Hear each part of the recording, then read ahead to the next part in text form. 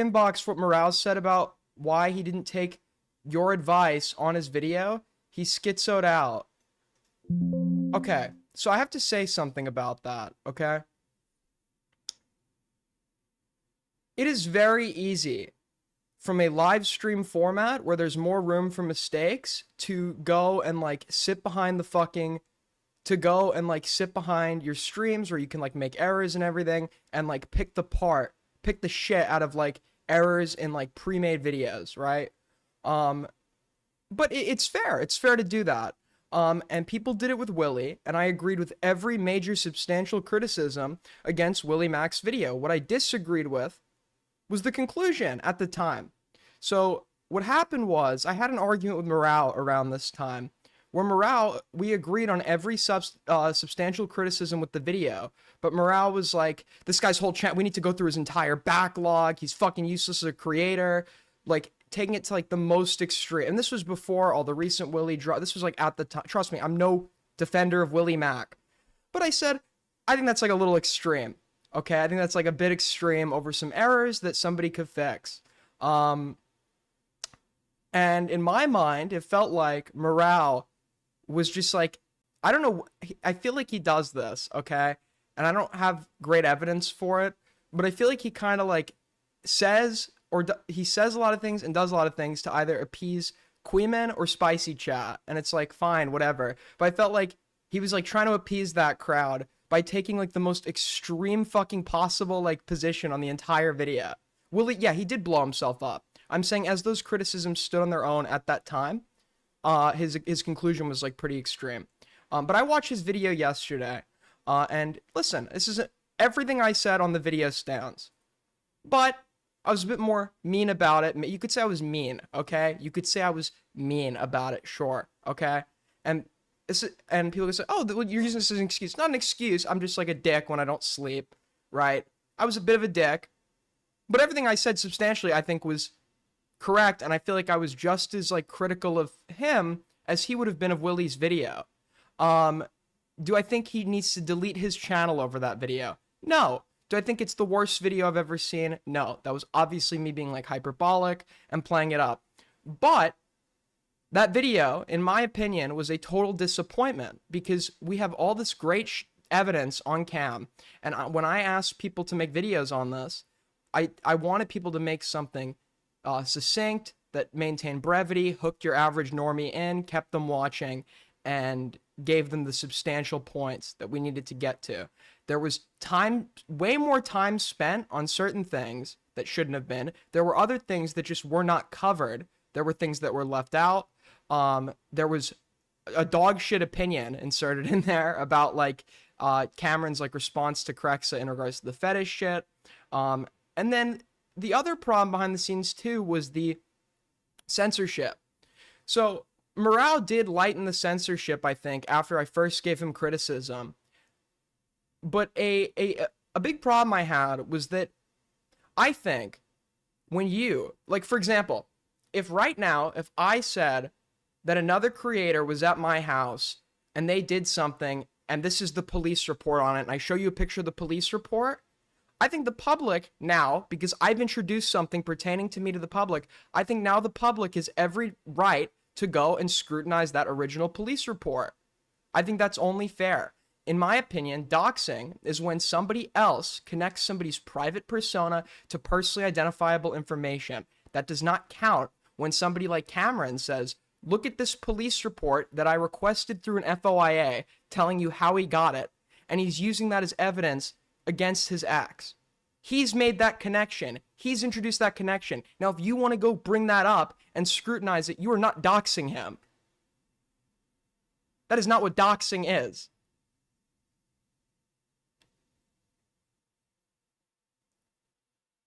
Aiden with a bad how's that a bad take? Okay, yeah, so doxing mostly will require intent, but I think it's fine if, like, for investigative purposes, if tomorrow, President Sunday, just because he wanted to investigate me, goes and, like, starts giving out my address, even if he doesn't intend for anything bad to happen to me, I think it would be fine to call that doxing, even if his, like, intent wasn't malicious, because he knew what he was doing. Why don't you leak the uncensored Well, you keep asking me that, and that's what I'm going to do. Obviously, no shit. I will be giving you the uncensored version. Well, I censored one thing, and the reason I did, and you can go and get the report for yourself. The only person whose name I censored is the only party who couldn't, under my opinion of what, and this is only fair for me to do because I said this to Morale during the criticism. You're allowed to censor Crexa's name because Crexa was not arrested. Nothing happened to her as a result of this police report. She didn't consent to any of this. She didn't invoke this report, etc., etc. So it would be unfair to show her name. So that's the only thing. There's one censor app, just one. That's it. You can see everything else. And the reason I'm showing everything else is because everything else either involves a party, Cameron, who made that link to himself, or somebody else who doesn't have an online persona to be doxxed.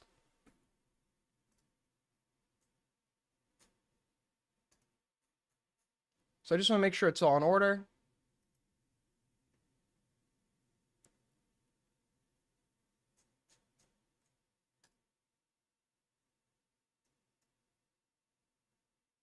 And then I'll read the donations here in a sec. What about the blackmail? The blackmail made a threat. The blackmail doesn't have an online persona that can be doxxed.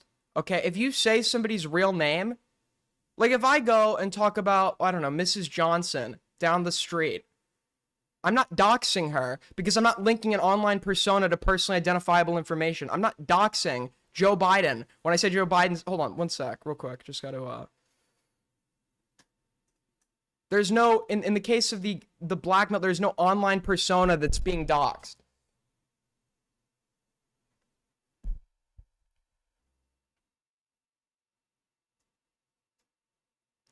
Hold on.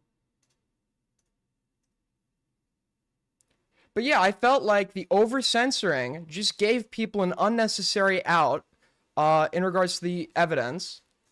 Hold on, I'm just doing one quick double check. And this is free information, right? This is out there. Cameron's let us know this is out there by informing us of the report. You know, anyone who wants... So this is the report, okay? When you're doing an FOIA request. So the only things that by seeing this page, we know that the only things that the police have redacted are the name of the caller, who we now know is Cameron. So Cameron's name is redacted. And we know that the identifying information of undercover personnel has been redacted by the police in this report. So this is the only censor I've added, and I don't even know if this is Crexa's real name, but I censored it because she didn't consent to any of this. So what we know here is that the complainant versus their friend, Luna, that's a nickname, white female, 19 years of age, black shorts, known to have a pocket knife. The complainant is a white male with white shirt, gray shorts. He has a SIG handgun secured in a safe. And then the other thing we know here is, and this is very important, at the location where this call is occurring, I guess, the police got a hit that somebody lives there by the name of Adayink Adebayo, who is a black male who was born in 1987, who has shown violent tendencies via social media towards a select group of people and was Baker acted at Full Sail for 29A threats. Use extreme caution. Multiple units should respond.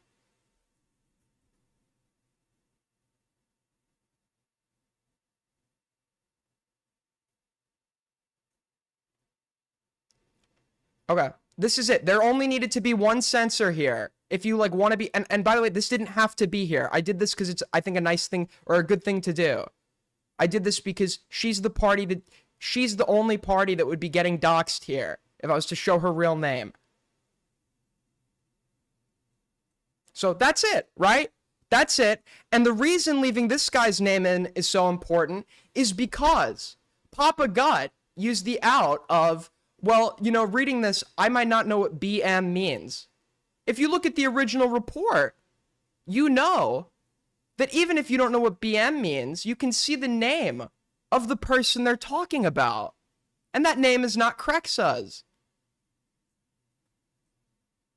Now, you know where this happened, so if a member of the public wants to go get this and scrutinize it, you, as a member of the public, have a right to go and scrutinize this evidence that's been publicly invoked by Cameron.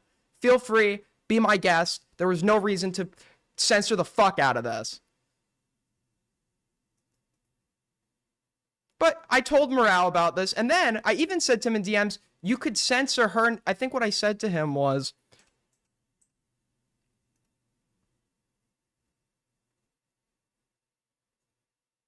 I noted this is not Cameron's address anymore, so it's not, nobody knows he lives here because he doesn't live there.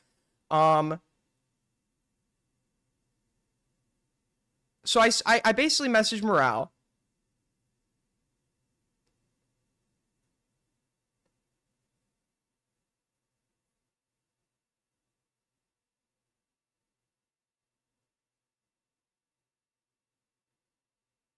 Well, I just want to make sure. Wait, let me listen to what Morale had to say about me today on stream. Because apparently, Morale is now calling me out. Aiden or Queeman? I didn't go to Queeman because I didn't think he'd give a fuck. And I didn't go to Aiden because recently Aiden has been, like, really, I don't know, really aggressive. Really aggressive. And I don't think he would have given me anything useful. He's, like, leaking DMs and he's being, like, really weird about the Cameron shit. I don't really want to be involved with Aiden insofar as like the Cameron shit right now. He is doing things that I disagree with, or is attempting to do things that I disagree with. So he disagree. So can somebody tell me what's wrong with anything I've just done? This is what I was attempting to do. If anybody wants to come in here and explain why what I'm doing right now is wrong, be my guest. But there is nothing wrong with this. This is not doxing. This is not doxing. Yes, I know. And I leaked DMs after the video dropped. So that's just like dishonest. He's using something that happened after the fact to justify why he didn't like get my feedback beforehand. And he did get my feedback beforehand. He didn't let me watch the video, but he was comfortable enough going to me to ask for numerous questions about the video. I never saw the video before, but he was comfortable sending me. He was comfortable. I convinced him to post clips of the video, the public clips we saw before the video dropped.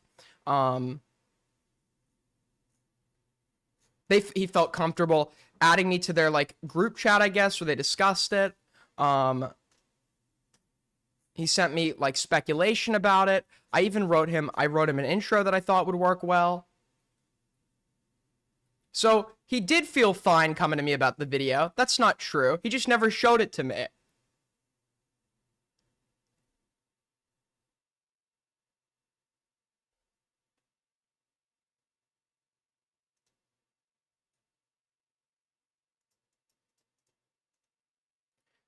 Yeah, so the thing is, right, with leaks, everybody leaks stuff all the time. The question is, are you leaking anything that's like super private info or is gonna like you have to weigh when you're leaking something, the potential value of this compared to any potential harms. Is somebody gonna be hurt over this? Is this personal information? If somebody comes to me and says, I need to tell you this very private thing, I will not leak it, right, if it's private information. But this is what I leaked. I'll show it to you. Okay? And this was after the fact, so this is a horrible justification. Because I don't know, unless he's like a fortune teller, and I wasn't like particularly aware.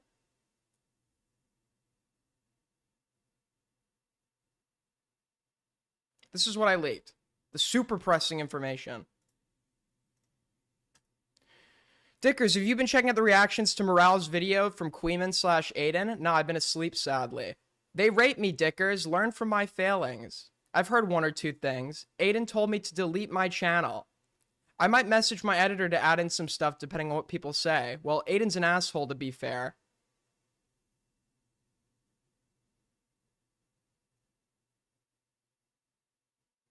Okay, when I'm reading this, there is nothing private here. This is a group chat. Like, the group chat is private. You could say it's a dick move to leak a group chat. But, like, there's nothing private here. You haven't learned anything new from seeing this. There is no new information here that I'm leaking.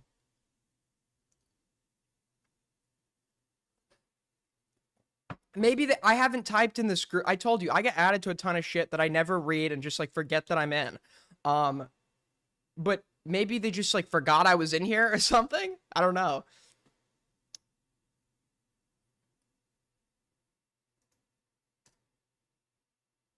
And I would love to make sure I wasn't like taking anything out of context. But wait, somebody wants to call in? Hello? No. Hello? Hello? Who is this? Hey, so you asked if someone wanna join to disagree? Thanks, Kathy. All right. Hold on. I'll read all the donos here in a sec. Morale was claiming, though, I want to be honest here. Morale was claiming I was leaking DMs before the video. So it wasn't just Morale claims I was leaking DMs to Icy, I think, before the video. So I just want to double check, so I'm being totally fair here, that I wasn't like leaking anyone's oh no, he claims I was trying to strong arm him and use like social pressure. Hold on one sec. I just want to make sure he's not correct before I deny it, because he could be. I might not remember something. So I'm just gonna look through Icy really quick to make sure that I'm being factual with my statement. So from Aiden, contains images. AIDS gang represent, okay? I'll read everyone's donos here in a sec. Image.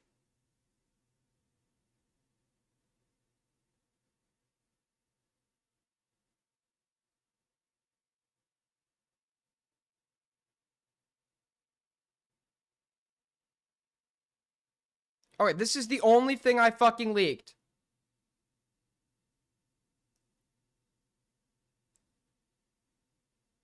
I did not think this would be like a big deal. Okay, so actually I did leak one thing before. All right, this is what I leaked. Let's look at this.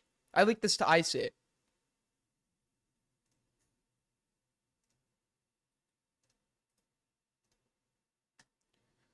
I'm just going to say this. Right now, you are the only one, besides Diesel, with access to this document at the center of public allegation. Morale's asking a call?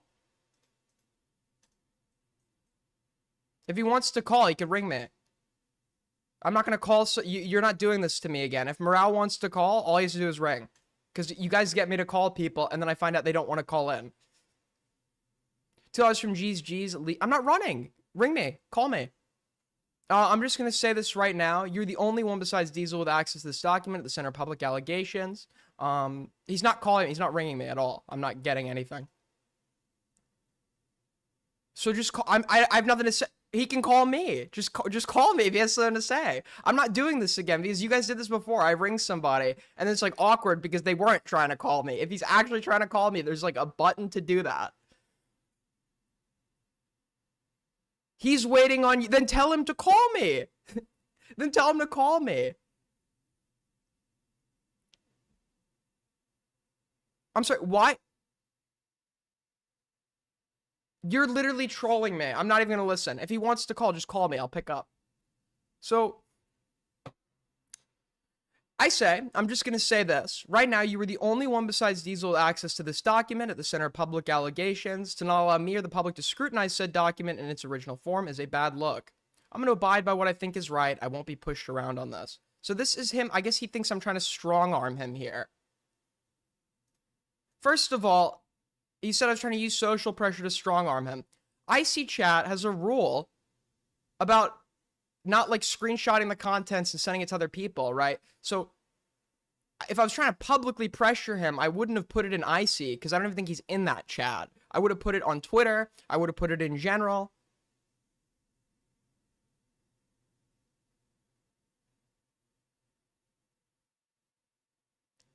So I don't understand, like, if I was trying to pressure him. Aiden has, I do not have Morale blocked. It literally says my friend on Discord.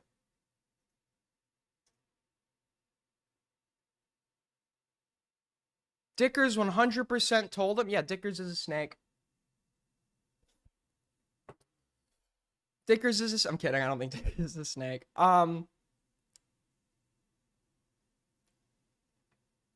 Call if he has something to say, just give me a call. I don't know why he can't call me.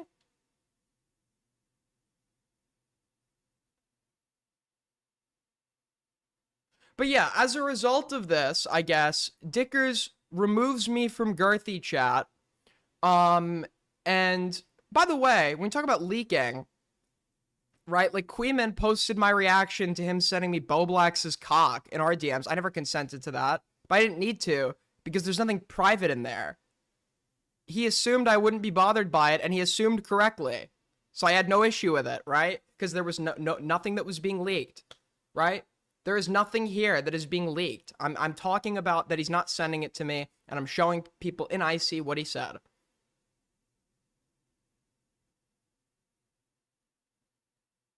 All right, I'll read Dono's real quick. Pull up his stream from 1 minute ago. Let's get through Dono's, and then I'll pull up his stream. Dude, you guys are being insanely generous tonight. We're over a quarter of the way through. Ben's in with the 5. Get on Morale's ass. Get on Morale's ass now. Calaverda, go back to Elevator and Classical Music or grab Parry's playlist. I don't think I will. GG's. Some of us have work tomorrow, Aiden. Well, get unemployed, Unk. Frenchie's Fry with the 1. Thank you so much.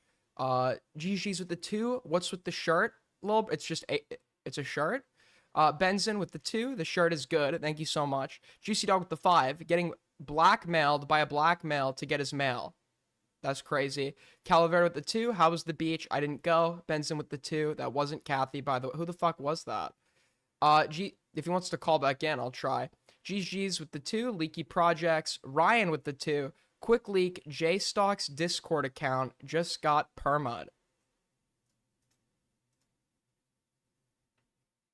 He's on Discord for me. Interesting. And then we got one from Streamlabs, and then I'll pull up Morale's stream. Thank you guys so much.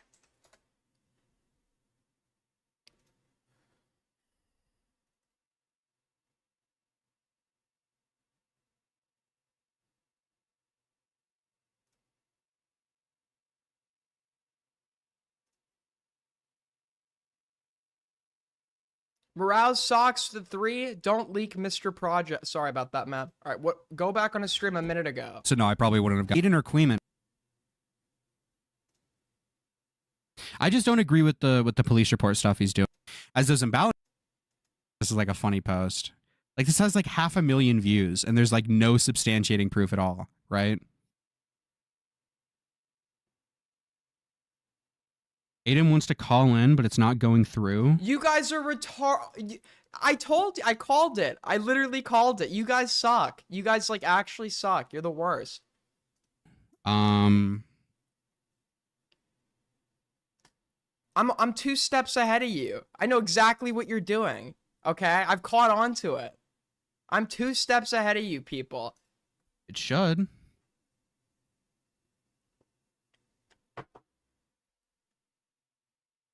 I have him as a friend on Discord. If he wants to call, he can call. Good response. Good response.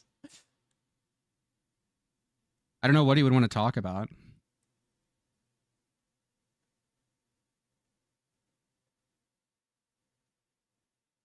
Oh shit. Stream disconnect. Oh, we're back. Okay, never mind. W. We're back. We're back. We're back. We're back. Smile. We're back. Smile. Dude, to set up a server. Oh, dude, that's not a great look, man. That's not a great look. Celebrating all the donuts we got from our underage Discord members. Dude, it's bad luck. Bad luck. I gotta fix the VTuber thing. Let me see, because I really only wanted to stream today to talk about the Cameron shit and talk about the call a little bit. I'll go on like YouTube drama and see if there's anything interesting. You don't know what Aiden would want to talk about? I mean, I asked him on Queeman's yesterday, I think, what criticisms he had. I asked him and he gave me some, so. Unless he just wants to reiterate the criticisms, I don't really know what there would be. Unless he wants to talk about the calls, I guess. Because he also called Cameron. Apparently, from what he said on his stream and Queeman's when I was on with Queeman, he said that Cameron was like trying to get Aiden to stop talking bad about him or something. Yes, it felt like in the course of my call with Cameron, he was trying to like get me to like him so he could ask midway through, because he did the same thing with Diesel, by the way. That's why I'm assuming this. In his original call with Diesel, he wanted Diesel to redact sections of his video that contained Cameron, in like a bad light, his associations with the Yandere dev. So Cameron did a call with Diesel where he was like glazing him for a good portion of the time, and then made the request. So I felt like it was like, maybe I'm being overly paranoid. I got vibes that he was being manipulative and trying to like get me in his favor so I'd get rid of that shit or stop talking about him. He's trying to repair his rep. What he wants from me is he's like, yeah, maybe when my name gets brought up, you know, you just don't like, and it's like, I don't do this for anybody else. I don't think I said this. I was being pretty chill in that call, okay? I was being fairly chill in that call. I wasn't like, I was explaining in like I wasn't doing ad hominem or anything. I was just like explaining in like a normal manner why I have these issues with him that I have.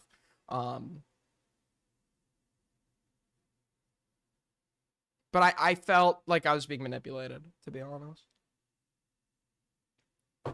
It was a good try, though. It was a good try. It reminded me of what he did in our first call that almost worked. But I went into the second one with like a kind of an understanding of who he was.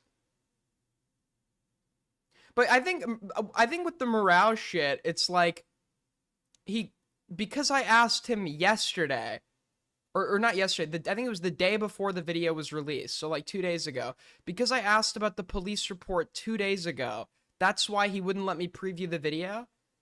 You didn't need to show it to me the last day. You could have like shown it to me throughout the process of making it, and you had no problem coming to me to discuss other aspects of the video while you were making it. It's like, what about yesterday? And then I asked him just for the police report in its original form, and then I can choose to do with it what I want. And he wouldn't give it to me, so I had to go get it from somebody else.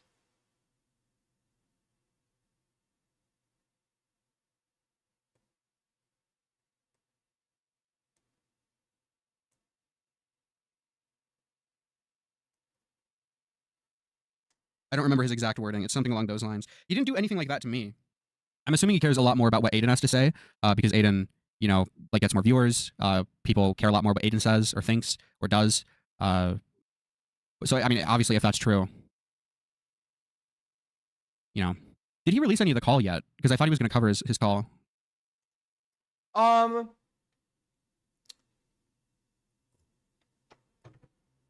I don't really have a big justification for that. I'm not going to confirm whether or not I have it, but I have no, for various reasons. I'm not going to confirm whether or not I have it, but first of all, it wasn't that interesting. Second of all, the only way, if I did have a copy of it, the only way I'd release it is if he is, I know he is a copy. I know he was recording. So if he wants to release it, he didn't tell me he was recording, but I knew he was recording. So he can release it if he wants. But I'll tell you what happened, and then if he contests that, I'll show you that it happened in the call.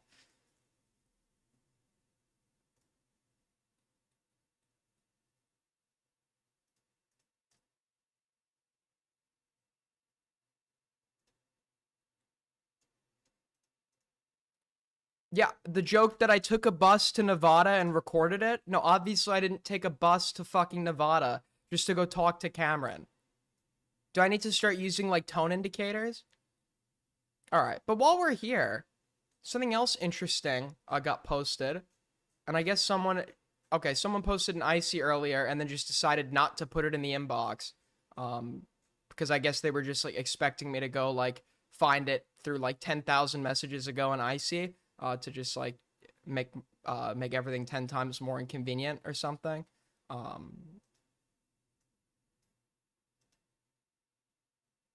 Hold on.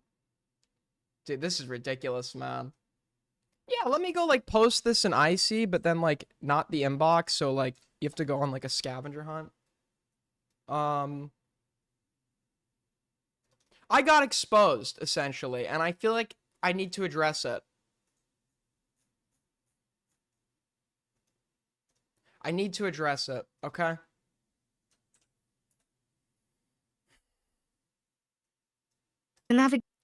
Compilation of information about Aiden from Reddit and Shud's YouTube channel. Ever heard of Aiden Underground? If you're navigating the YouTube commentary scene, there are some serious red flags you need to be aware of. Got it. First off, Aiden is deeply, perhaps excessively, involved in YouTube drama.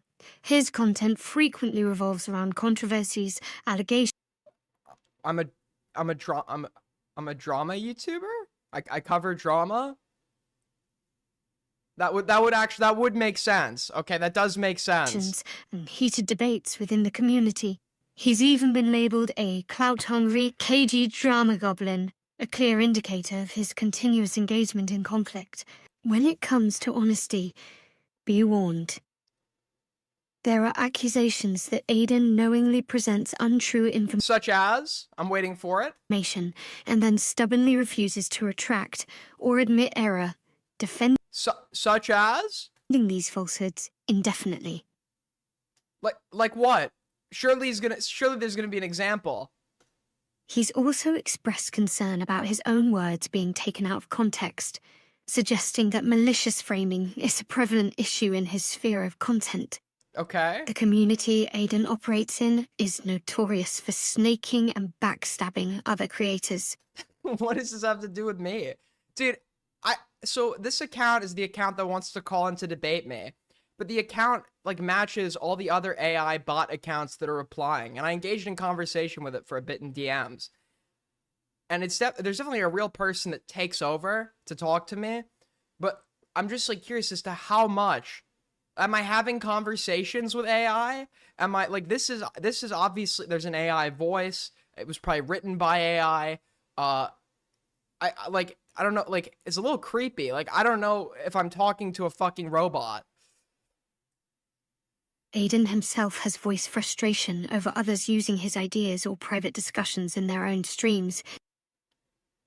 His frequent No, what I talk about and other people like Shelby or Queeman have brought up is if you go like say something, if you say something in this Chud guy's chat or in private with him, he'll ignore it when you say it, and then on stream, he'll make the exact same point as if it's like some like original thing he's just thought of. Okay, and he never gets accused of skinwalking. Meanwhile, I always do. embroiled in conflicts with other creators, with entire videos dedicated to these disputes, and his self-proclaimed Dude, why does the AI sound like it's having a fucking orgasm? enemies. Finally, be cautious about his video practices. Aiden has faced accusations of threatening to privatize his content as leverage. He is also Oh, he's referring to the Jasmina document where it's like, send me nudes or else I'm gonna private my content. Yes, very real DMs. It happened, and I'll do it again. been harassed for privating an old video, indicating this isn't an isolated incident. In summary, interacting with Aiden underground means stepping into a world rife with drama. Where did you find this? Did you name search? No, somebody sent it. Somebody sent it. Somebody literally sent it, and I've been in discussion with this guy who's been replying to my tweets. Potential dishonesty, and a history of contentious behavior. People be like, how'd you find this thing about you? Did you name search? I didn't name search for this one, but I found a lot of other things by name searching. Yeah, I name search. I'm interested what people have to say about me. I'm interested when people are talking about me. I'm interested what people are claiming about me. So yeah, I do name search. Why is name searching a problem? Proceed with This is not how I didn't get this from name searching, but I have gotten other things from name searching. extreme caution. Ever heard of Aiden? Dude, you name search in 99.9% of cases. Why even? I just said. Wait, I'm sorry. I must be like living on the fucking. I must be living on another planet. Did I not just say that I name search? Did I not just say that I name search? I name search. I didn't name search for this specific example. How does that contradict the notion that I name search, you fucking drooling moron?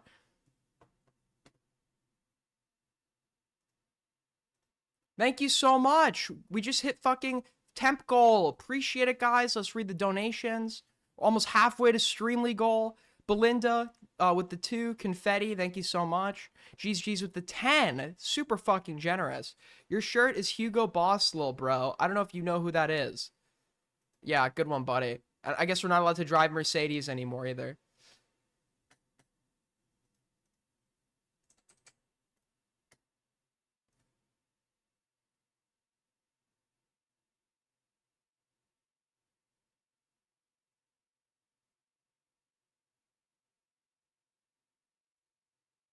Okay, I'm creating a chat of one guys. I need to just like not respond. It's like actually getting really annoying. It's because I don't even know what anyone believes anymore. I don't even know what people fucking believe anymore.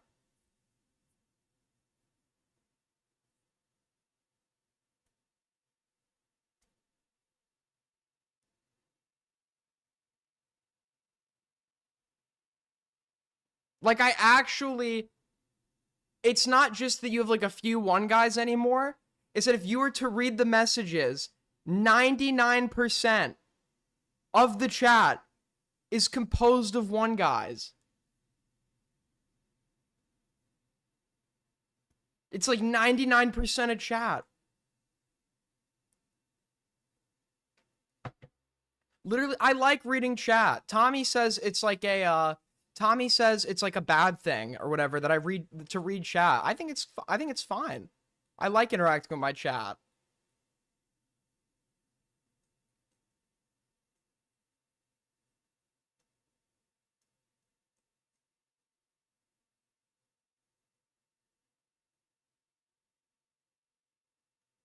Wait, why is everyone typing so fast? What happened? Oh, we just got raided by morale. Why is something happening? Did you ever watch the Jubilee? I'm gonna check that out later tonight.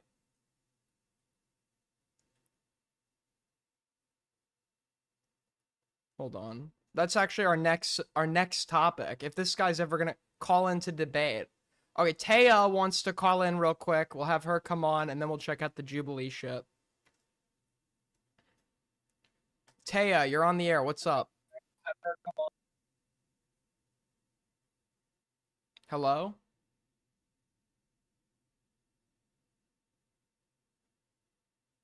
Hello. Hi.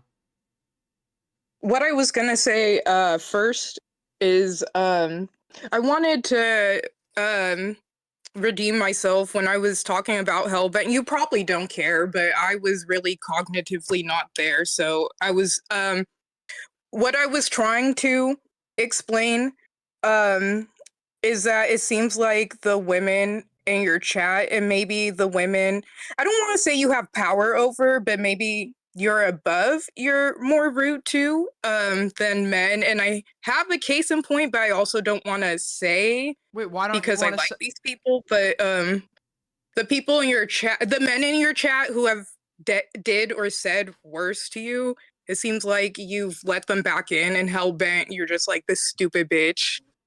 Well, okay, first of all, I did let Hellbent back in the first time she fucked me over. She cucked me out of an interview for content, and I let her back in, and I even gave her mod. Okay, she's just like very annoying, and she rides all sides. And I'm not the only one that's kicked her out of something. I'm pretty sure she was demodded by Nick. Literally, I spoke to when I was talking to Cameron F305, my mortal fucking enemy, the other day. He was even talking about how like this person was in his DMs at one point, and he fucking hates her. It's like she's just like playing every side at once. It doesn't really offer like anything of value. There's nothing to do with the fact she's a woman. Okay, I can accept that or hear that. And then what everybody else wants you to view is when I was calling in to Kel, but you don't have to. That didn't have anything to do with your name. So yeah, I was on her stream, and everybody wants you to see that, I guess. Got it. Got it. All right. Well, thanks. Take care. I'm manipulating women with my power over them.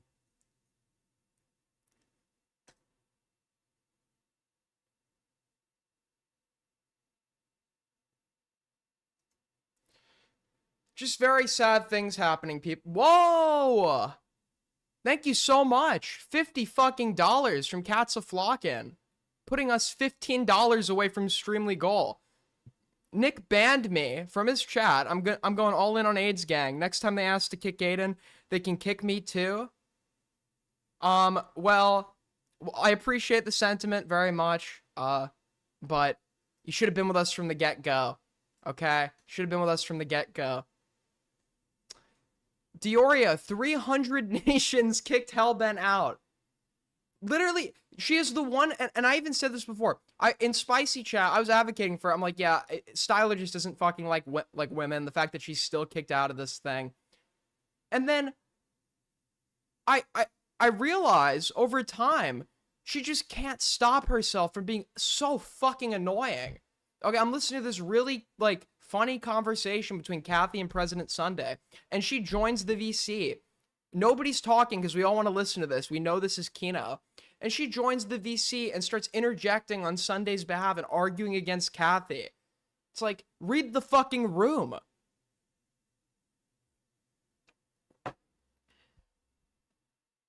If Morale wants to call, he can give me a call. He can ring me. We're at it on Discord.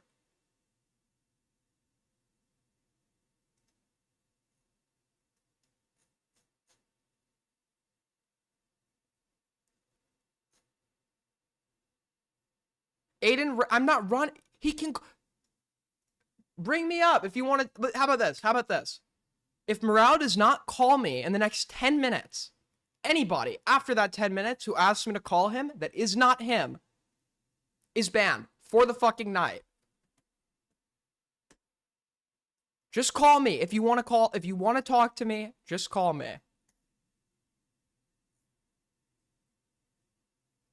So this guy's like obsessed. He's like, why the heck are you glazing Queeman and his little goblins? I don't know who this guy is. Parry and Aiden. I don't know who the fuck these people are, and I hope they'll die. So based, so based. We love him. We love him. He may listen. He may have threatened my life. He may have wished for my death. We still love this guy. That's gonna be his like campaign slogan when he runs for like office in Argentina. He may have doxed my family, but we love him. We're still gonna vote for him. He doxed my family. We're still gonna vote for him. That was actually, I'm stealing that from something that in Liberia. That was like, I think someone's actual political slogan. He killed my mother and father, but I'll still vote for him. So this guy is tweeting, like, I just know looking at this, if there is a real person behind this account, he's got to be like some 35-year-old boomer. Okay? It's Oreo, it's Tommy, and Willie, and then what is happening here? What is happening here?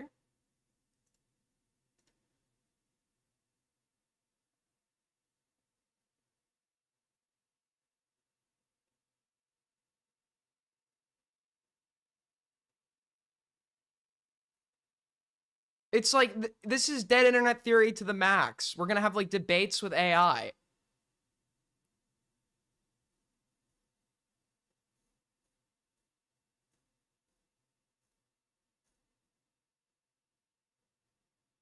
Community and bad journalistic standards is here. The response to me saying that Perry has a harassment community is that Oh, we already watched this. Look at his replies. Yeah, it's all bots. It's bots talking to bots. If this guy actually does call in to debate me, he's my prime suspect for who's botting everybody. Because he's obsessed with it genuinely. To be fair, I heavily implied it was Starbase. I don't know if I ever outright said it. This might just be either two people are botting simultaneously and Starbase is involved, or it's this guy. It's just like bots talking to bots. We got a new face in the commentary community who's building a community of bots. You did say it? Okay, if I did outright say it, I'll admit I'm wrong if we have proof. You said outright it was him. So if I have proof, if this guy actually was running all the bots, I will say sorry. I will say sorry to Starbase.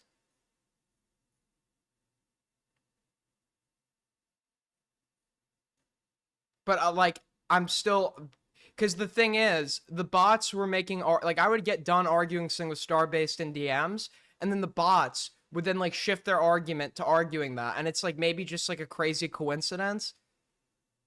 I'm pretty sure it's him, right?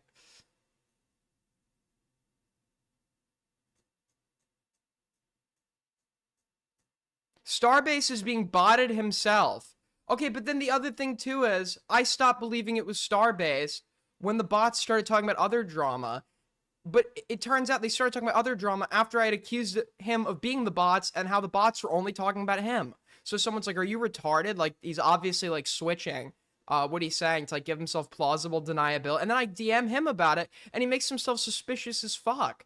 He's like, I'm not the one doing it, but maybe you should read between the lines of what he's saying and realize he has a point or some shit.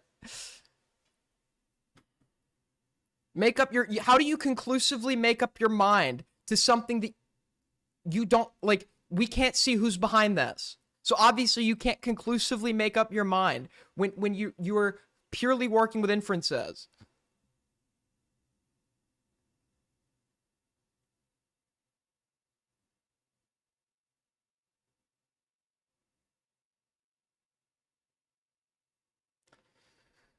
Spinal, like, if you're in my chat arguing, I can't. Okay, we had this conversation last time. If Starbase was to call in and say the bots were his, you would still run cover, okay?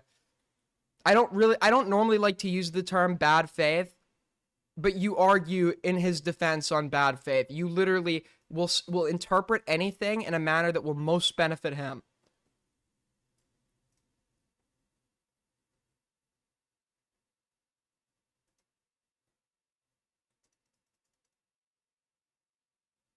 Yes, you do. Oh, nice attempt at one guy. Nice attempt.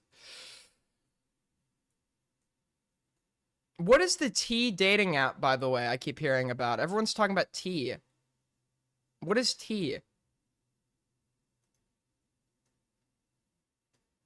Yo, Benzin with the 5. Leak Starbase DMs. Morale with the 5. Sorry for running from your call earlier. I did not try to call you. If you want to call me, you can.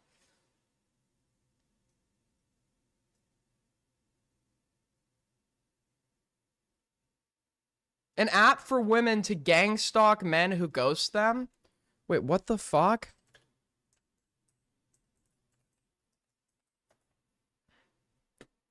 Is this like the... Dude, what is his name? You guys know this. Chud referenced it once on a stream. Basically, there's fuck boys that I'm sure... I don't use dating apps, so I'm not like... Well, first of all, I don't date men, so I wouldn't know this. But also, I don't use dating apps, so I don't really, like, know how it works. But I know it's, like, common for, like, dudes, like, lead you on and then ghost you. And there was a guy that was apparently leading several women on and, like, ghosting them in some city. And it was, like, called... What? Like, Kyle from somewhere. What's the guy's fucking name? Like, everyone was talking about this guy. His name was, like... Someone knows what I'm talking about. West Elm Caleb. Thank you, sorry. Yes, yep. But what is... An app called T that lets women anonymously review guys has soared to #1 in the App Store. Wait, so is it like Rate My Professor for men? Oh my god, dude. Oh my god, $1 million idea. What if we make an app like this for women?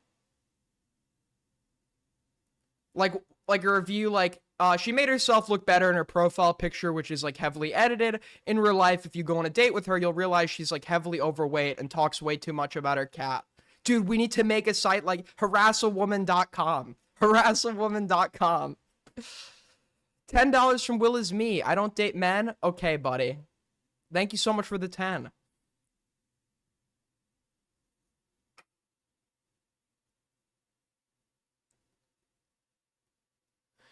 T was founded by Sean Cook, whose LinkedIn page... Oh, dude, this guy's a traitor to the male race. According to T's website, Cook launched the app after witnessing his mother's terrifying experience with online dating. Not only being catfish, but unknowingly engaging with men who had criminal records.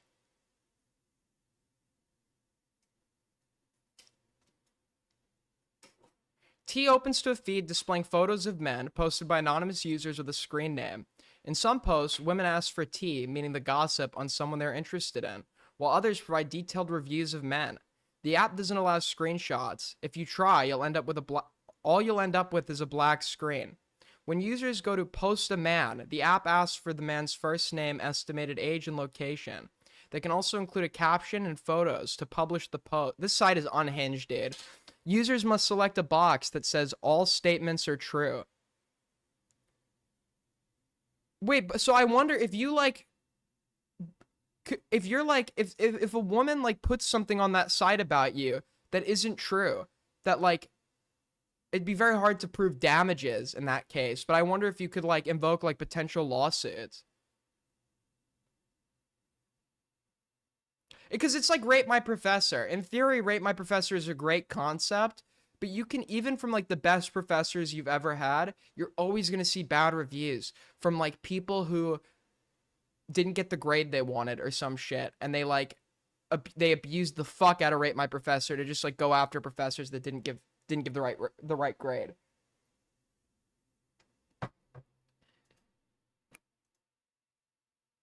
For instance, there's a maximum of 5 free searches a month.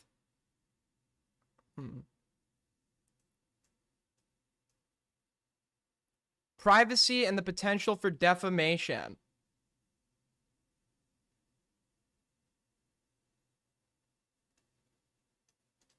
Yeah, I mean, this is just gonna be like, gaslighting, fucking, you didn't do anything wrong, the fucking app. Holy shit.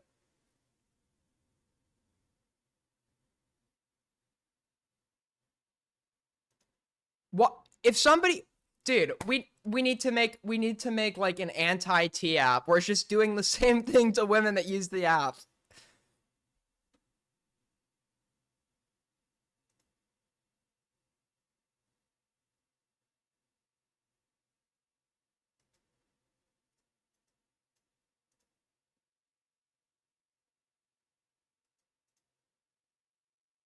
Hold on. This is gonna lead to guys making one and they're gonna cry about it. Truk?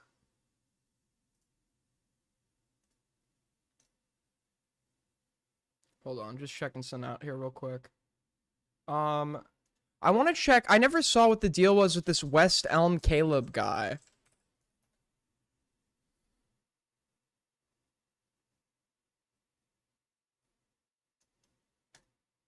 Oh, Justin Wang made a good 15-minute video on this. Wang's a long-time bud of mine. Let's check this shit out. I'm curious. I never like looked at too much into the details of this, but sub to Wang.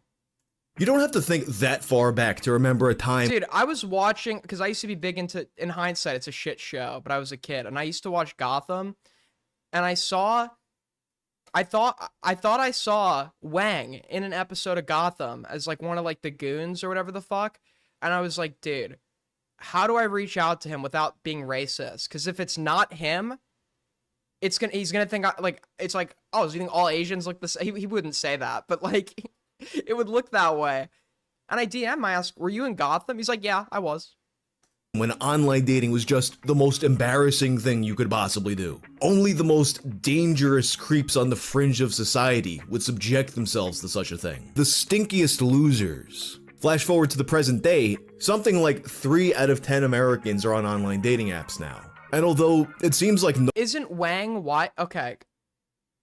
I want you to just like think about that like really hard for a sec. nobody actually loves to use these things, that big cloud of shame is long gone. That being said though, online dating becoming so Yes, Justin Wang might be Asian. ubiquitous has led to brand new problems. Problems that sometimes have far-reaching, disastrous effects. So for today's episode of Tales from the Internet, let's talk about the story of West Elm Caleb. I watched one episode from this series, and it was about like a woman who tried to fuck a lobster.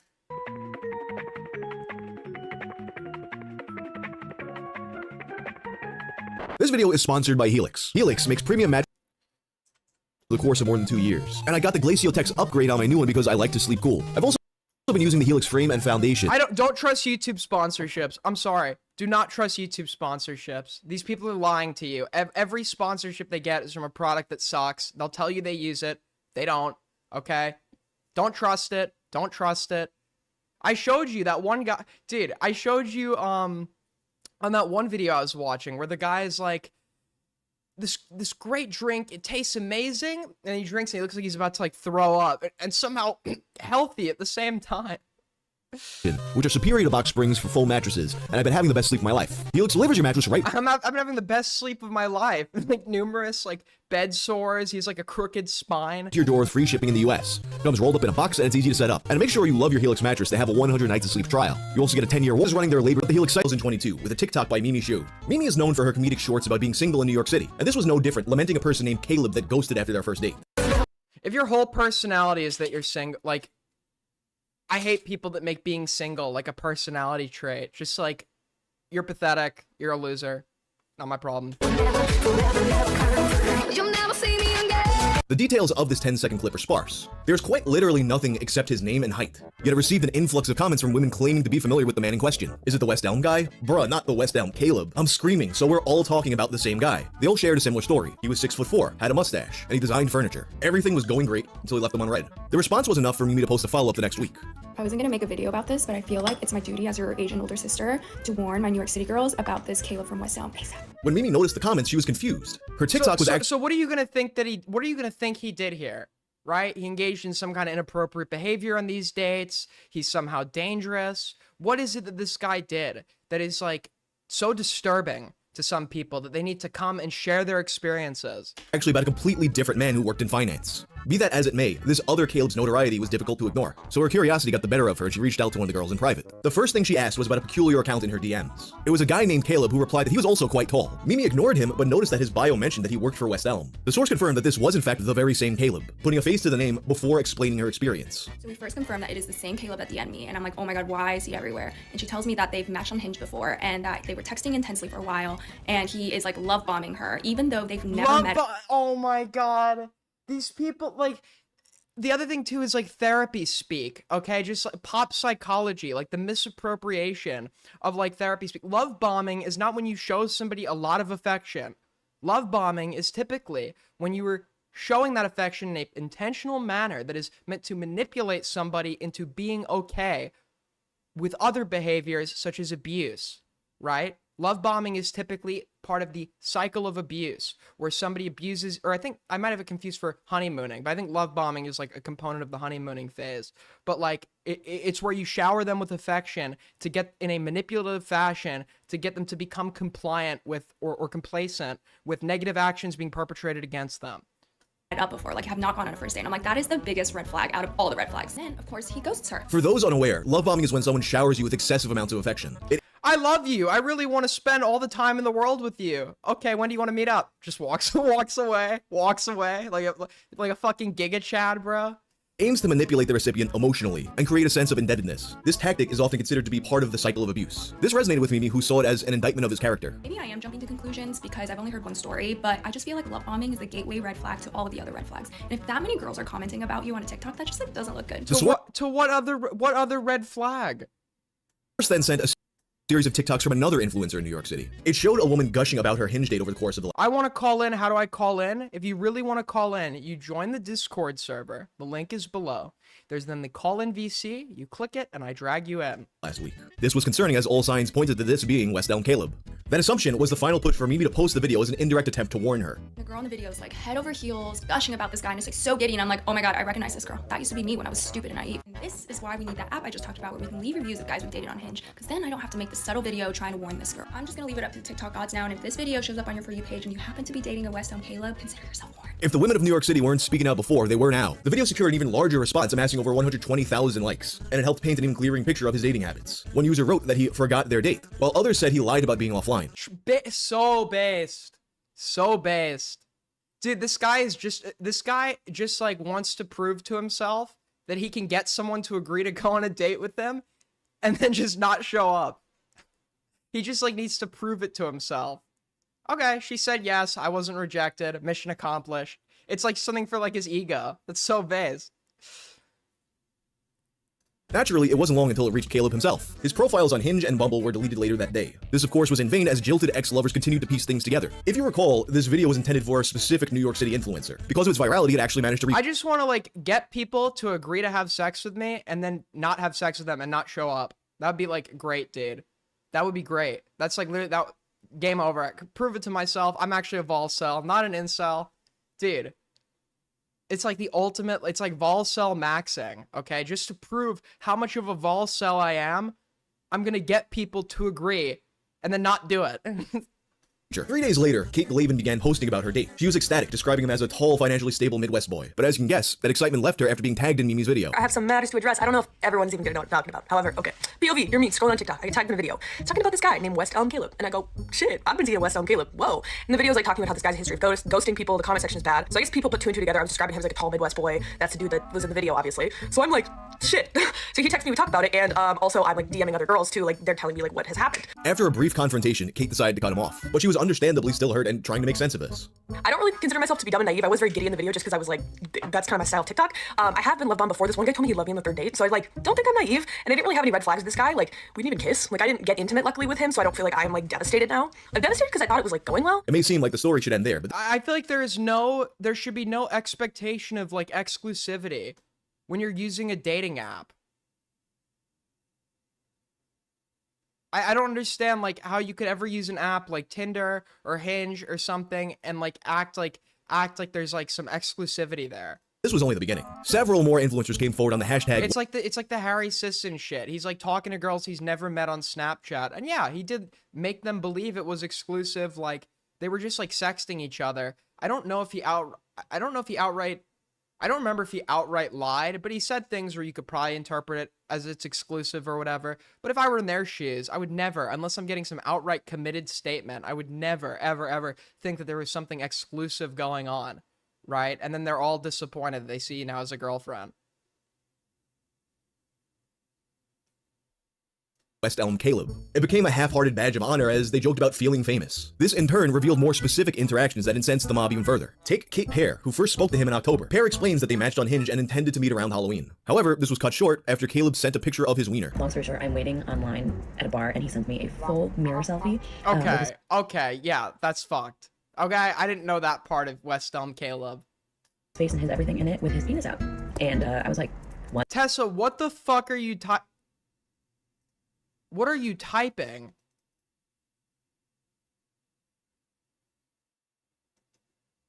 And that's very risky to what the fuck. And then Tessa, are you okay? Is everything okay? And the next day proceeds to ghost me. 2 hours from Ryan. Wait, Parry cut you out of the call, or did Cameron run? I don't think he cut me out of the call. She received no explanation until he reached out months later to apologize. He expressed a fear of being used for his body, as he was quite well endowed. The next month, messages me again, goes, sorry, like I was just afraid that you were gonna use me for my body. I was like, huh? I thought we were getting coffee. And so he's texting me about like, you know, girls see it and see that it's big and don't want anything else, and it get used for my body. And I was like, yeah, it just sounds like it's like a big ego trip for this guy. He just wants to like, but that's like weird ass behavior, like more than weird ass behavior. Like that's not okay to just like non-consensually send people like photos of your fucking genitals. We never saw proof of this, to be clear, so I don't know how true that is. Tessa, I'm not interested. Okay? I am not interested. Go, like, if that's your intention of being in this chat, I recommend you go somewhere else and find someone who is interested. Not here. Welcome to being a woman. Pear took this at face value and gave him another chance, only for it to immediately happen again. Then he asked me on Snapchat, and I don't know why the fuck I was even entertaining giving him another chance. We were like, okay, maybe we'll get lunch or something. And I was like, maybe I'll give you a second to explain the audacity of yourself. And then he asked me on Snapchat, and I added it, and then it's another photo of his penis. And I was like, what the fuck? And I texted him, I was like, are you absolutely out of your mind? And then he goes me again. So that's my West Elm Caleb story. He lives on the Upper East Side. You have been warned. The TikTok then ends with a series of messages to confirm its legitimacy. Now, the conversation online was already drifting towards an invasion of privacy. Besides his job and location were pictures of his dating profiles. They were at least censored, showing some modicum of courtesy. That changed after a video by Kel's Bell's baby opening up the floodgates. Kelly, like so many before, only learned the truth after seeing her For You page. But unlike the others, she was in a committed relationship with Caleb for the past 6 weeks. So anyways, this man randomly is like going MIA, and I'm like asking if he wants to hang out. I'm like, hey, you wanna hang out? You wanna do anything? Meanwhile, he was like rushing me out of his home Saturday, and then refused to hang out with me on Sunday. Mike, what are you doing? I don't see what that says. That's hot. What are you doing tomorrow morning? Might go for a long run? How about you run to my apartment? I'll make breakfast. Kind of far, like 5 miles. Okay, so never mind. I just think I need the day to unwind. Okay, so with the dick pic girl, if it was truly unsolicited, which I didn't see proof of, she's like the only one so far that I think has like a genuine grievance. But like, this is just like Caleb should make like a document about these girls being like, I just like stopped becoming interested. Like consent and like commitment can be retracted at any time. And she was just like super pushy after I retracted that. I just got the ick. Because he's going on dates with other women. That was the And then us guys need to come in and gaslight him. So true, King. So true. Upon realizing that he had been cheating, she saw it just to go in depth in their personal affairs. This includes revealing his face to the internet for the first time. Anyway, what y'all really came here for was his reveal. But I'm posting this not so y'all can like harass him, but just so you know that he's sus, and I don't want what happened to me to happen to anybody else or the thousands of other women. What is she saying happened to her? And then refused to hang out with me on Sunday. You want to hang out? You want to do anything, man? Page. But unlike the others, she was in a committed relationship with Caleb for the past 6 weeks. So anyways, this man randomly is like going MIA, and I'm like asking if he wants to hang out. I'm like, hey, you want to hang out? You want to do anything?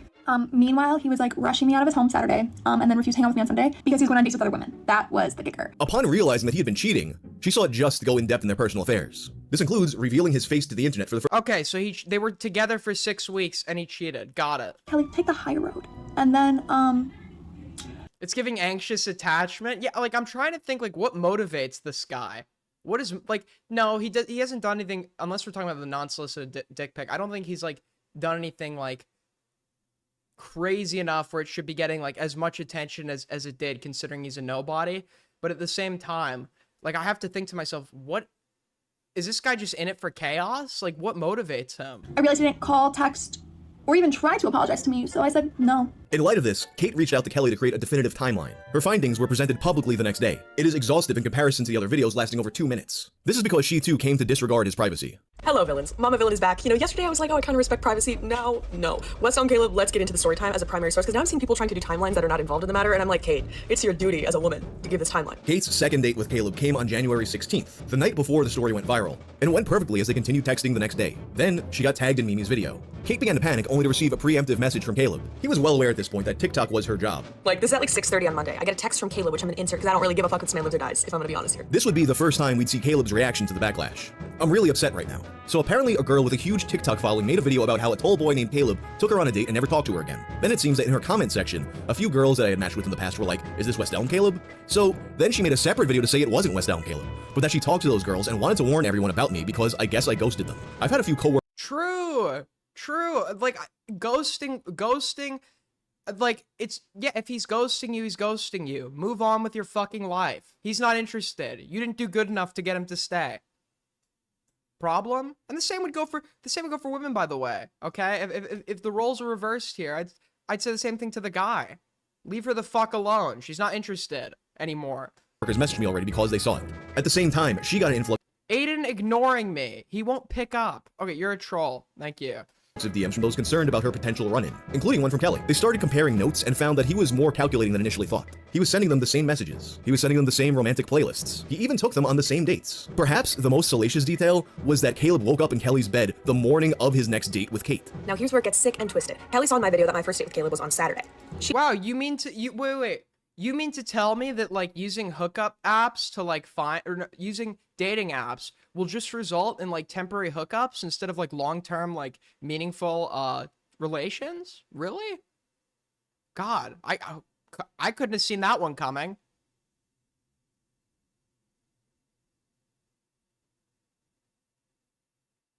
$2 from a Bayou. Gaiden doesn't have to worry about what does that even mean?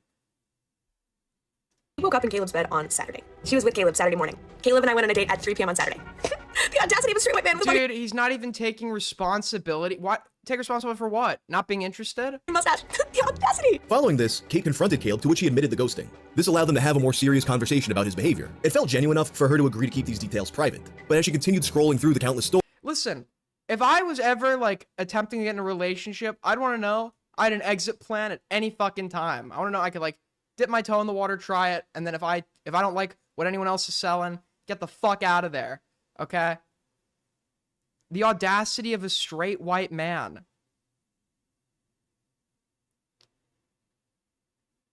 I don't know, it's like, you had your date, maybe some of you had sex with them that you consented to, and maybe he didn't think you were good enough on the date, or he didn't think the sex was good enough, and he just wasn't interested anymore.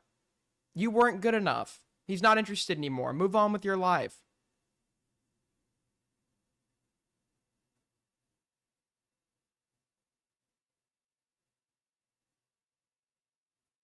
Stories, her opinion changed. The video ends with her listing his social media accounts, including one with his full name. So I'm here to confirm, yes, Caleb saw the original video in a timely fashion, like right after it was posted. He said someone from work sent it to him. I don't know if that's true or not true. I know he has a burner TikTok now, and he was commenting on the original video. His ad is like Caleb sucks or something. And then he reactivated his design Instagram, which I also saw on Instagram, obviously. It's like not Caleb Hunter. And yeah, took down his photos on LinkedIn. The photo on the train tracks is not Caleb. Needless to say, the story had now changed. It was no longer that half of New York City dated the same guy. It was that they'd been hurt by him. Love bombing, unsolicited nudes, and now cheating. There was no substance to declare West Elm. Yeah, the one person who sent the unsolicited, she never substantiated that. And by the way, because I've used this argument before with Starbase. Starbase is like, well, me sending someone a dick pic actually like was consensual because she was flirting after the fact. And it's like, no, you just got lucky. You're not a fortune teller. You can't predict the future. You sent a non-consensual dick pic, and she just happened to not be bothered by it, right? And then with this other girl, like, if he truly did send a non-consensual dick pic, it doesn't really matter that she then went and kept entertaining it or whatever. It's still like a fucking weirdo, creepy ass thing to do. But she never substantiated that, to my knowledge. Caleb as TikTok's villain of the week. The shaming felt virtuous, with some likening it to the movie John Tucker Must Die. It's a teen comedy about 3 girls who plot revenge against a boy who dated all 3 of them in secret. The hashtag went on to amass over 100 million views, escaping onto the broader internet.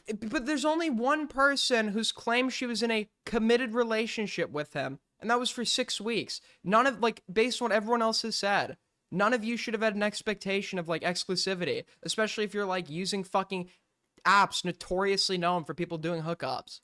It spilled onto Twitter, then tabloids, then news outlets, which published his name and face. His profile was minted as an NFT. Several brands made tweets and videos referencing the trend. A rival dating app even put up a billboard of his bio. It was far-reaching enough to receive coverage on TV. Having said that, not everyone saw this as a good thing. The response was disproportionate. It's literally a Black Mirror episode, dude. To his actions. And that's all without mentioning the stalking and harassment. Nothing was off limits as users started to dig into his high school dating life. There were efforts to have the man fired and even to confront him in person. It got to the point where there started to be a lot of pushback and people started to fight against his mass vilification publicly. They argued that there was no need for his personal information to be exposed to such a large audience, and that attempting to ruin his whole life over selfish dating habits was disproportionate. As more people spoke up, the public opinion began to shift. It became the subject of think pieces. I mean, like, sure, the guy seems like an ass, but is this, like, not, like, a little bit, like, extreme?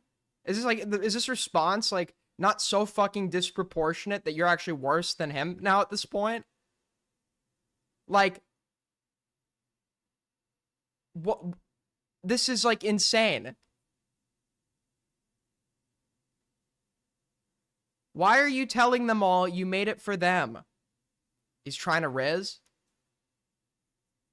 He's trying to I don't know. If a guy, listen, ladies, if a guy tells you at the bar, I don't know if guys do this anymore, but if a guy tells you at the bar you're the most beautiful woman he's ever seen, he's probably lying to you. He's probably telling you what you want to hear to fuck. It's for a hookup. Yeah, you probably just, like, shouldn't believe that. You could say it's your oh my god, dude. The women in my chat, sliding each other. Move on. Move on. It's not that deep. Move on. Get over yourselves. This is about mob justice and cyberbullying. The overwhelming opinion was that Caleb was manipulative, but his treatment was horrific.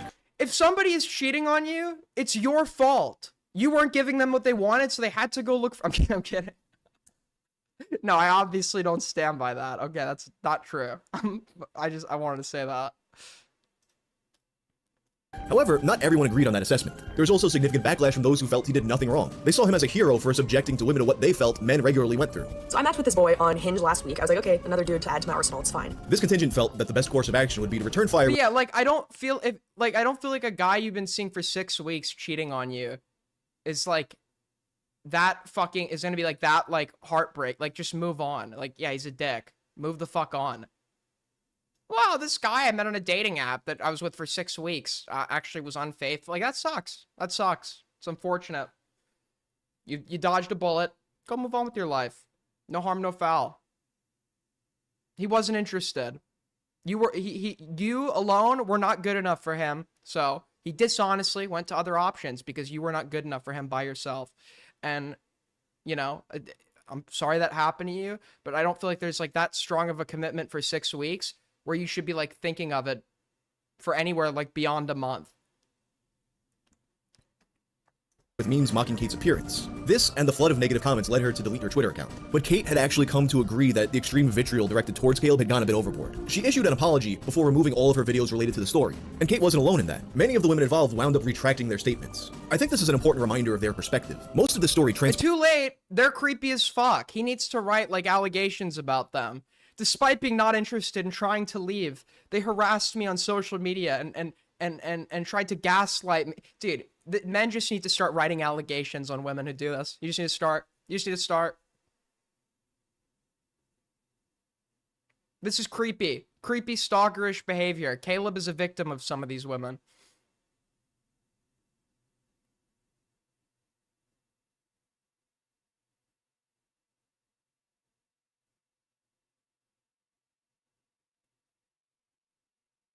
Caleb is a victim. They stalked him. It's giving stalker.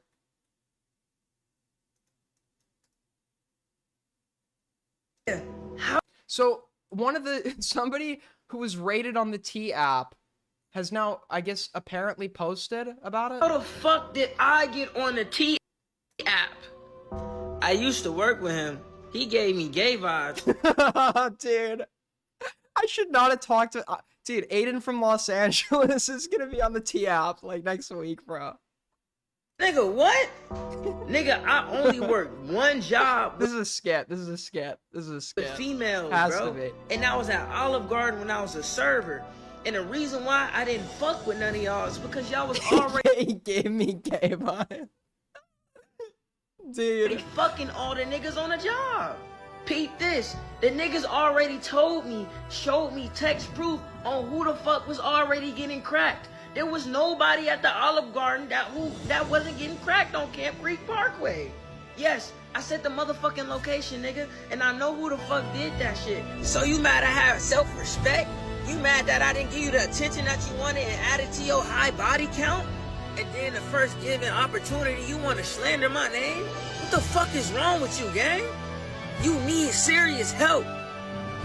Surely there's like a takedown request process for the site if somebody's just getting on there like lying about you, right?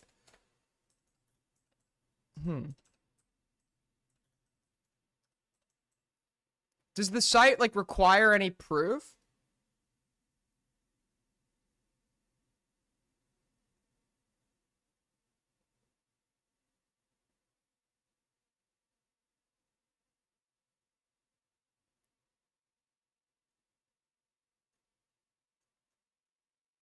Okay, so the men's rights Reddit is actually like telling people they're like filing takedown, they're taking legal action against their T profiles. Like I feel like there's just gonna be a lawsuit. I feel like there's gonna be a lawsuit.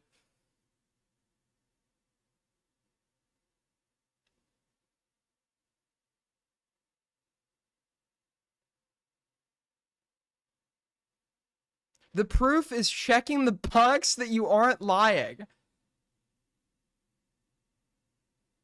Like, this is just like a disaster waiting to happen. We need to make doxing women who use the tapp.com, where like men prove and substantiate that a post on the T-app was about them. So we like publish like the full legal names and address of anyone that posts on the site. I think it's a great company idea.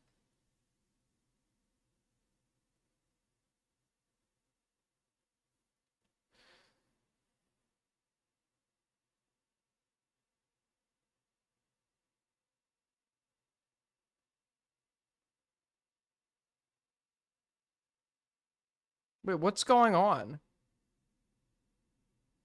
Do you want me to scrape the site? Stand by for now. Doxing women who use the tapp.com maybe in the works.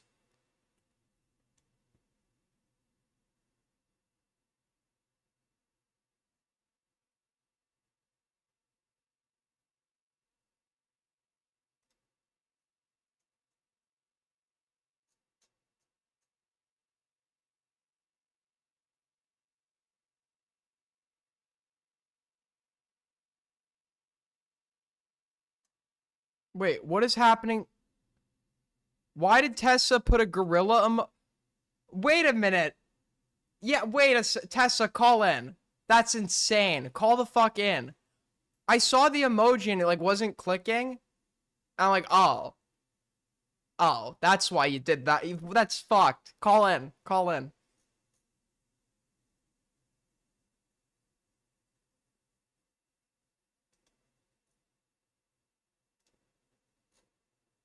That's crazy, dude. Aiden is Antifa and a liberal. Aiden gone woke. Aiden's gone woke.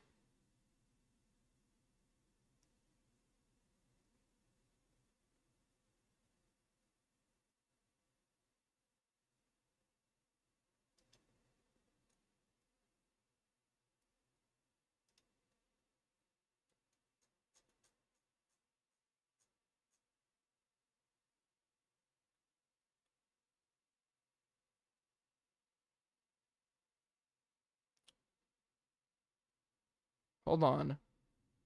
The fuck is this?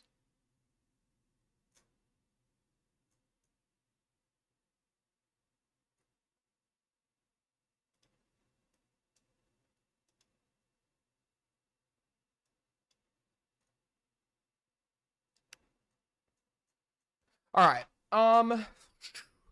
Well. So I'm just looking at something real quick. Daddy, I'm looking at something. Hold on. Can we expect a morale call at some point? If he wants to call, sure. Are you ready to come on and debate? Sorry, this other person. Are you ready to come on and debate? Question mark.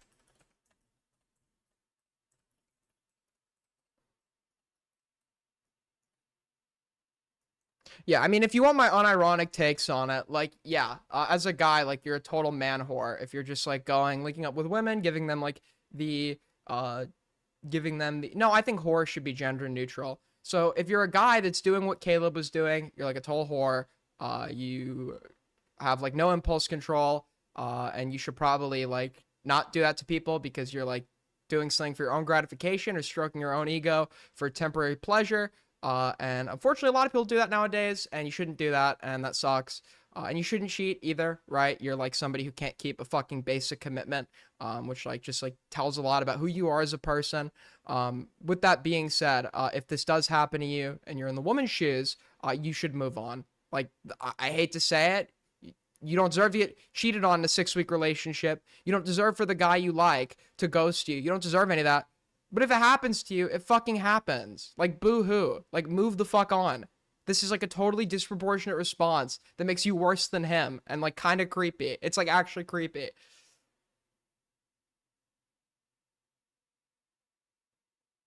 If you're not a hypocrite, call out Tom. I have. I thought his cheating take was fucking moronic. You can't sit here, Alex, as like the fucking cock guzzler of like Augie and the rest of the commentary for years. Well, I was like the guy that was like taking unpopular positions, and then come in here and be like, I'm the one in the cabal that needs to not be a hypocrite. I have denounced Tom. I've denounced for that. I've denounced people on all sorts of unpopular things for years, and you were complicit in the slander campaigns against me for daring to go against the popular narrative. And then one day, Queeman, some like British guy with some questionable sexual behavior in transgender Discord servers, shows up in one of your Twitter spaces, and you were just so scared to confront him, you start guzzling him too. He's the new guy you've attached yourself to. Cheating is not a normal thing for young people to do. And to say it's a normal thing for young people to do is to give young people an out, which is like the last thing they need right now because they excuse all their fucking shitty behavior.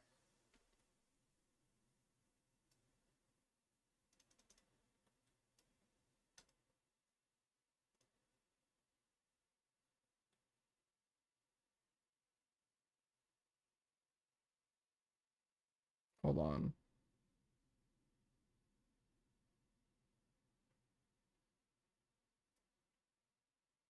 Wait, no shot.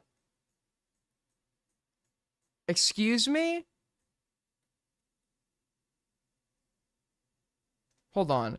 How did Tessa get into IC? That's not the real Tessa. That's not the real Tessa. Who let this fucking person in Icy?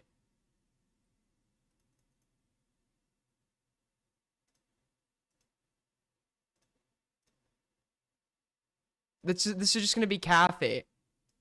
Hello?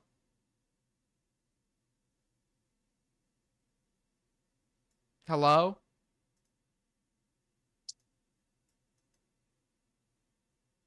Hello? Hello? Hi, how's it going? Can I help you? My name's a Jim. What? Excuse me? I can't hear you. What'd you say? Hello? Hello? I can't hear a word you're saying.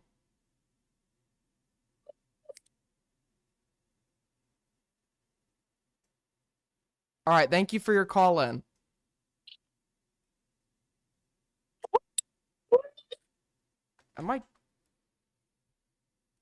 I can't hear. Hi, how's it going?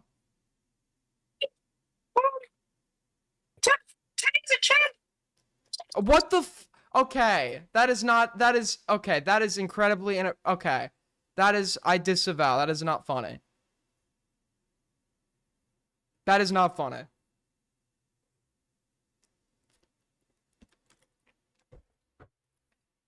Low blow, very unoriginal joke. Why did you, yeah, because I'm a fortune teller that can, like, predict the future, what someone's gonna say? Yeah.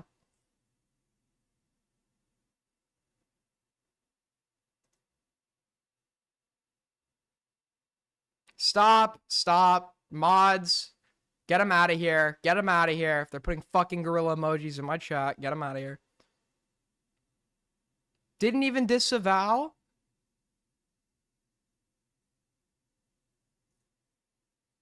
All right. Well.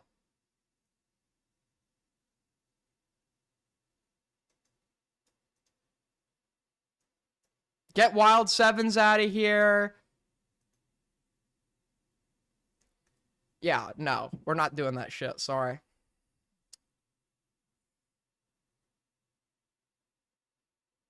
Aiden better never ban me. You're get Tessa out of here.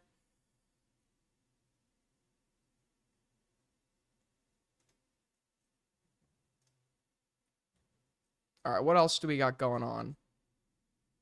What is this? Let me tell you something about WillyMac show. He was raised on Tommy C. If you were raised on Tommy C and were inspired by Tommy C in any way, you are as malicious as they come. That is literally it. True. If you're going to let this unhinged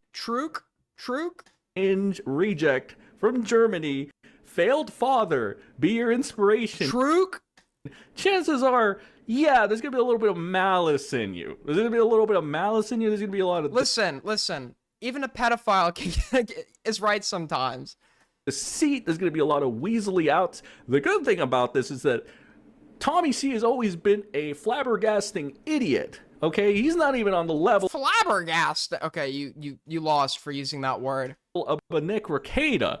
All right, he's never been the sharpest tool in the shed, so we can easily ascertain WillyMac's flaws, let's just say. The only thing that's been saving WillyMac for so long is that he's been the level-headed Luigi reject that's been, oh, he's so charming, he's so cute, oh my god. Okay, I don't think anyone's saying that.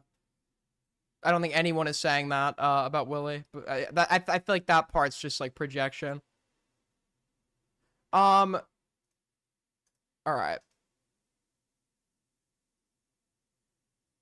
Well, before we get into it, we have about like 2 hours worth of shit to cover with Jubilee and the Netanyahu interview and something else. Before we get into it, I know I don't want to take a break in the middle of the Jubilee video, so my Streamly break at the 2 hour mark. It's gonna be like 20 minutes early.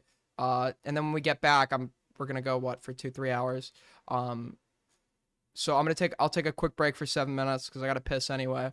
Gonna have a cigarette. When we get back, we have great shit to cover. You're gonna want to stay tuned. Okay, we're gonna be here for a while. Okay, I don't know what is going on next door. You're gonna want to be here for a while. You're not gonna want to miss it. but I'll leave you with, in the meantime. By the way, if you're new here, sub. We're like the 7,000 mark. We're approaching it very quickly, very rapidly.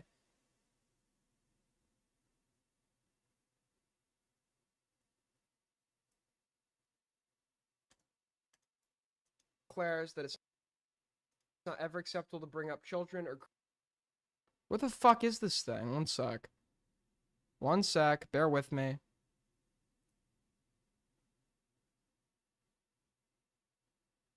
And Dreamer's actions are bad. Dude, I don't know. I'm looking for some... Hold on.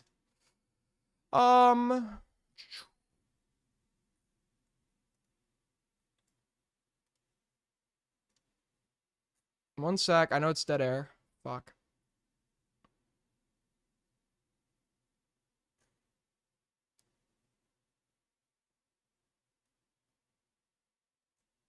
Dude, I can't find this shit. I can't find this shit. It's fine. I'll leave you with my last stream. I'll be back here in 7 minutes, folks. You're not going to miss what happens when we come back here tonight on Aiden Live. I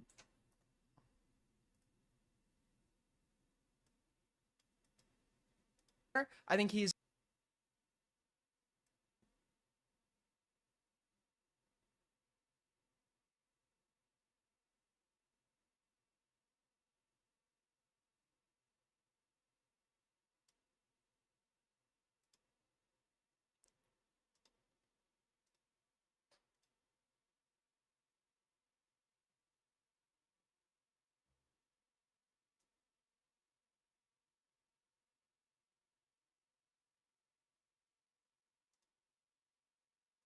Fuck. I'm still here. Sorry. Dude, this is taking forever to find this fucking thing. Hold on.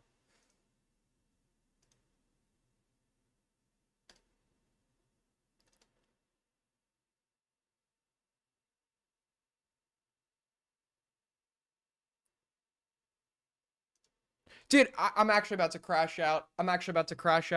I have Brave open. It's literally just like not letting me display the right window. My 7-minute break is already halfway gone trying to set it up. This is like great stuff that's happening here right now. I love OBS. It's so great, dude. It's so great. And there's gonna be like one retard being like, dead air.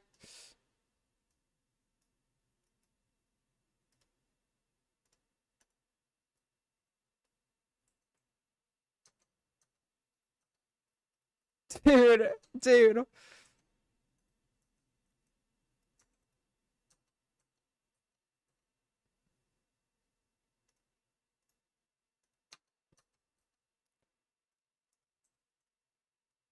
All right, I figured it out.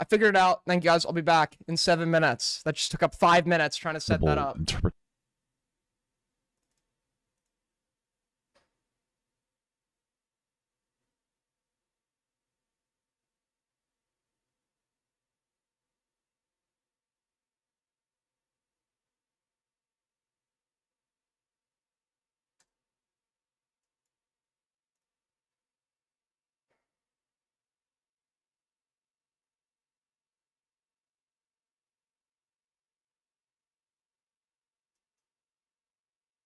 Interpretation of something.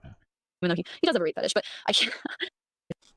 So just looking for shit. Sure. I think short in a I don't give a fuck. Okay? I don't give a fuck. I still, you know, it's great to be able to make money doing this. So I appreciate anything. So thank you so much.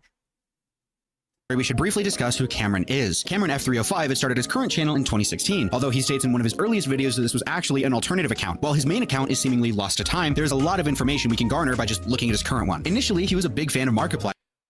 I'm gonna say it. Dog shit intro. The intro I wrote was so good, bro. You guys are like, this isn't an English essay. It was a great intro, okay? I'm just gonna like, maybe it's because I had like a vision in my mind of like the music that was gonna play, the clips that were gonna be shown, like the pacing as you read it. No one cares. Wendy, you've been incredibly loyal to me, my droog, but I hope you're not speaking to me, because you're about to get purged. emulating his content heavily and even doing videos about Mark. In 2019, Cameron would attend VidCon. He posts multiple videos around this time of him meeting several larger creators. It goes without Totally irrelevant, useless information. saying Cameron was desperate for success, hosting subscriber specials, emulating larger channels, and even meeting them at YouTube conventions. Cameron's real break, however, despite his apparent YouTube grind, would come from a now infamous game, Yandere Simulator. You see, Alex, who would take up the title of Yandere We don't need his whole life history. Dev, made a seemingly insignificant post onto the video games board of 4chan, where he would discuss the potential mechanics of Okay, a I'm being overly critical here. All of this would be totally okay if you did like a hooking intro that like let the audience know what you're about to see. Like what I wrote.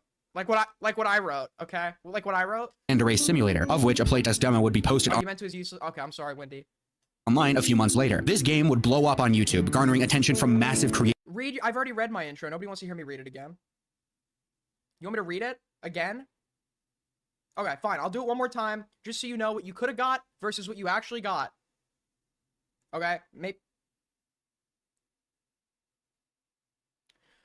When looking into what made iDubbbz's early Content Cop series on YouTube so appealing, one wouldn't have to look any further than his credibility, consistency, and transparency. So when a new figure comes along and expects to take up iDubbbz's former role, we would expect to see all of these traits in him. However, what if I told you that the person who has positioned himself as the internet's new content cop was a pathological liar with a sketchy past who would do just about anything to avoid or misrepresent criticism against him? Well, this is exactly who Cameron F305 is. Despite what his new content cops would want you to believe, the years of lies and controversies that have blemished his reputation have nothing to do with a situationship involving someone 3 years younger than him, but rather disturbing allegations of assault, abuse, and slander that he's attempted to obfuscate with verifiable lies that have been able to mislead the public due to the less than ideal presentation of this evidence by others. I'd show a clip of Dickers there. Cameron is attempting to build his current brand on exposing others. But this obviously begs the question. Oh wait, Morale added this last part to it. Because I left the last part for him to ad-lib. Jump forward 6 years to 2020, and Cameron joins the Yandere dev team as a self-proclaimed volunteer for the game's soundtrack, which leads us nicely into Cameron's first big controversy. Yandere Simulator at this point had been in development for around 6 years, and needless to say, fans of this project were getting restless. Given the game's poor optimization and spaghetti code, people were starting to lose hopes that they would ever see I want some, like, you know, in Morale's voice, man. I want some, like... I actually, I told Morale to just, like, start watching, like, Hitler's speeches before this video, so he could give, like, a passionate speech about Cameron, because he just sounds, like, too dejected, like all these other, like, SSRI video essayists. Problem? official release. This brings us to Yandere Simulator fan games, specifically Lovesick, later renamed to Love Letter. This project was seemingly born out of disdain for Yandere devs' work ethic and lack of progress, boasting on the announcement video that it had only taken 2 weeks to create this fan game. And while Lovesick ended up with its own litany of issues and Hongshu, so boring! I want to see the lies! I want to see the lies, man! I want to see Cameron get owned! dramas, let's focus on Cameron's involvement with this project. Long story told short, Apis, the developer for this fan project, had stolen some of the assets from Yandere Simulator. Also, a bit of a funny side note, Apis, his name is Dr. Apis, Dr. Apis, DeRapis. His name is DeRapis? And included them in his DeRapis game. Things like building models and certain decor items. Things that were made specifically for Yandere Simulator rather than the paid models that Dev had purchased himself. Cameron would get into contact with Dr. Apis and eventually offer to make music for him, as well as get Apis into contact with Yandere. Yo, it's me, DeRapis here, contacting you. I want to make music for you. Dev. This would lead to an apology video from Apis directed towards Yandere Dev. Things turned sour when Apis decided Am I tripping or is the music too loud? to leak DMs with Yandere Dev, in which many people would say that Dev was baiting self-harm. This culminated in Apis removing his apology video, which caused a rift between him and Cameron, who at this point had become friends. This ends with Cameron making a video about Dr. Apis, in which he admits to forging a screenshot in order to win a debate. I took a real screenshot and another real... Wait, I'm being told now by some sources that Ryle Kittenhouse apparently edited the audio for this video? I'm being told that now. Is that true? Is this true? Screenshot, combined them, and I made a fake screenshot for that debate. This was a mistake of mine, because then I ruined any validity that I had in this situation. Now, to be fair, Cameron was a minor at the time, and this was 5 years ago, so I don't think we should hold him to any significant level of scrutiny for this. That being said, I do feel like it's important enough to briefly bring up as a sort of start to the pattern. This dishonest, almost malicious behavior didn't stop here. To get the full picture, we need to look at Cameron's ongoing pattern of deception, including his history of lying and manipulating evidence. This leads us into 2021, when Yandere Dev asks Cameron to work on a song alongside one of the game's voice actors, going by Krexa. After completing this song, they quickly became friends and soon started discussing the idea. What's with the music? What's with this loud music these kids are playing? Did you just fly in, Gramps? Just flying from Stupid Town?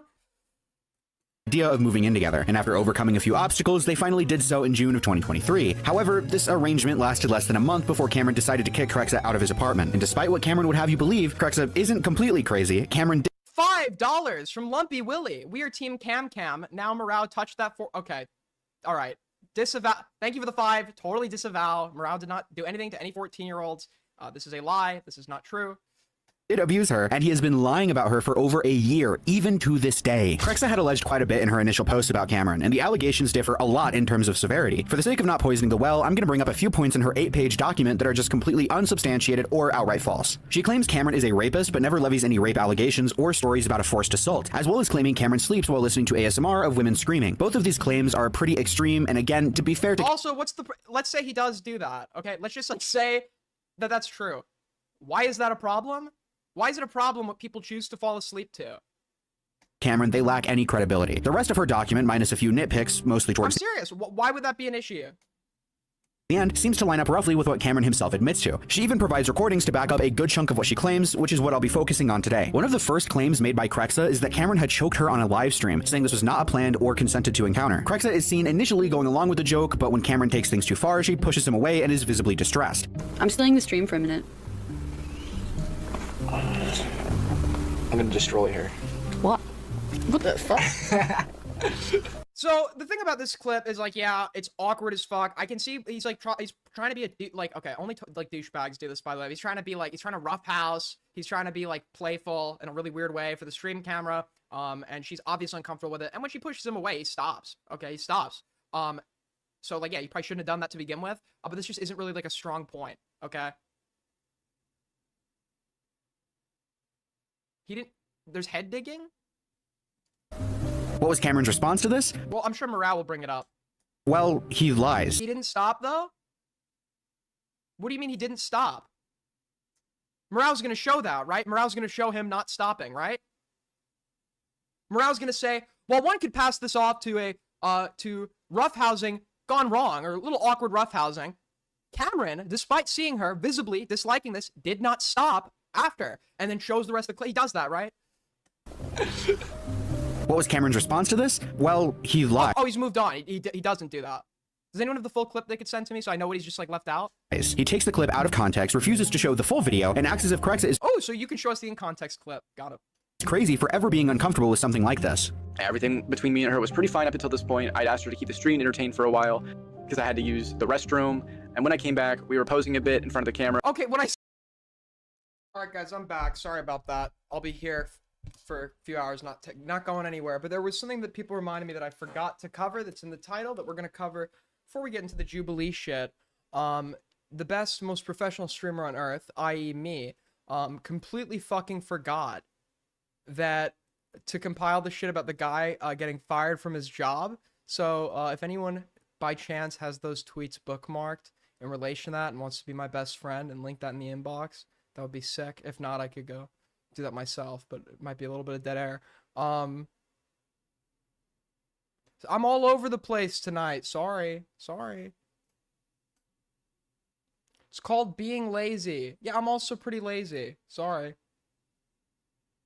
Did I don't know if I'm being gaslit. I feel like I never covered the WillyMac shit.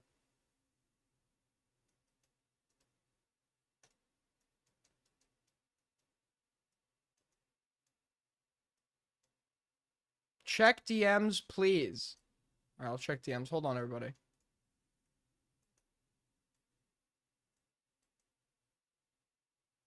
I got some shit to say. Then say it, bro. All right. Aiden, will you do the funny shilling bit I recommended? I didn't see what you recommended. I don't even need to shill. We literally have already hit our goal for tonight. Despite me literally doing nothing and not deserving any of it. You guys are insanely fucking generous. Matcher King with the 5. Scallywag with another 2. Holy fuck, dude. You guys are on fire tonight. Holy shit. Let me just quickly reset goal. Dude, thank you guys so much. It's truly. Plants with the 5. I just joined what the hell is happening right now. I don't even know. Abayu with the 2. Team Taya all the way. We don't use flash gifts. True. Serio with the 5. Aiden, you just doxed an Olive Garden. Well, maybe they shouldn't serve shit food. Patrick Star at the 2. Aiden, you're giving me gay vibes. Oh. Well, thanks. Start another goal. Thank you guys so much. Appreciate it. Appreciate it.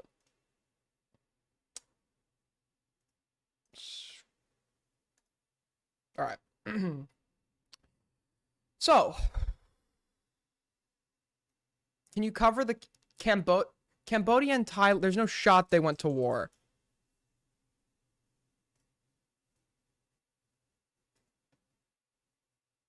It's a border. Dude, these little border wars happen all the fucking time. It's a border conflict. Dude, there was like one between like the Chinese and like the Indians, and like they were like beating each other with sticks. $3 from Scallywag, Paracar. Thank you so much, buddy. So while we're here, the WillyMac shit that I forgot to cover, we're gonna check that out. Apparently, WillyMac is having a Spurg sesh on Twitter.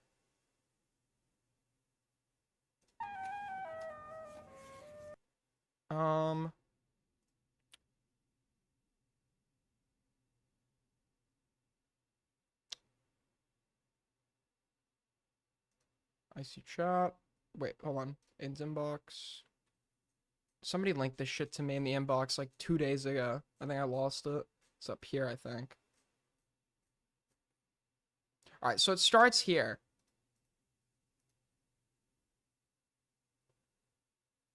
It starts here. Okay, I'm not gonna show that. I mean, obviously it's out there and shit. But people in like the Dalbam were posting like pics of J stuff, and it's like, as someone who's doxed many times recently and has had it spread very rapidly, I think people should respect J Stock's ass for privacy when it comes to his face.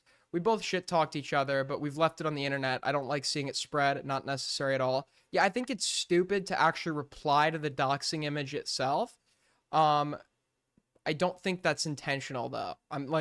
Listen, I have no reason to defend Willie. He was like, he was promoting Tommy's video where Tommy was being fucking insane to me. There's no bridge with Willie anymore. Like, I have no reason to defend the guy. I don't think this was like, he was trying to signal, like, to boost J Stock's docs. I think he was just being a fucking moron. But then we get the part where it's like, this guy's like, dude, I actually completely take this back, as I'm currently seeing J Stock retweet my docs, my bride's docs, and the location we're gonna be at. Very based. So I think to myself, you know, this is bad if true, right? The way what he's led us to believe. J Stock's retweeting the docs. But apparently this is in relation to J Stock retweeting a Dickers tweet.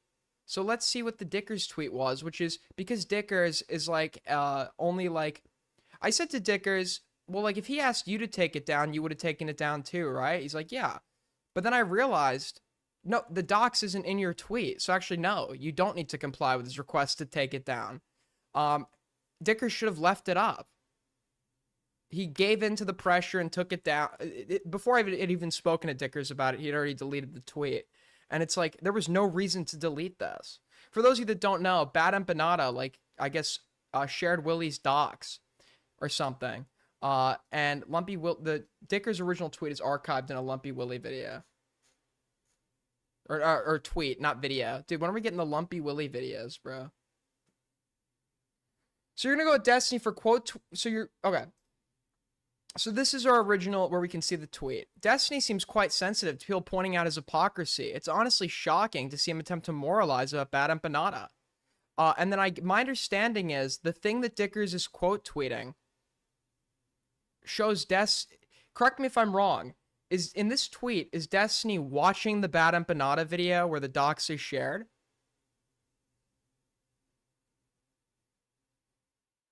Where it's censored. Yeah, so my point was, and people are splitting hairs over this, I can't see the original tweet, but you cannot get his docs just by clicking on this tweet, right? None of these screenshots show Dickers' docs. Okay, this is Dickers just replying to Destiny, who's quote tweeting this Gato Funeral guy who's showing Bad Empanada sharing the docs, but you can't obviously play a video in an image, so you can't see the docs anywhere in this actual tweet. Sorry, not Dicker's docs. I mean fucking Willie's docs.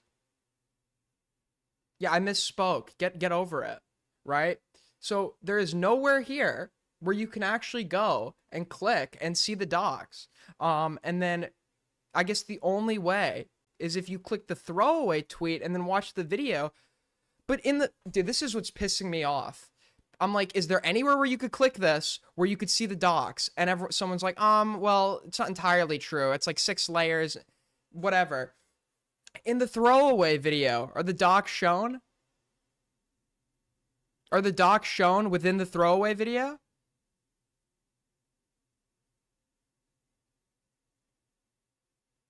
Can you see the docs in throwaway's video?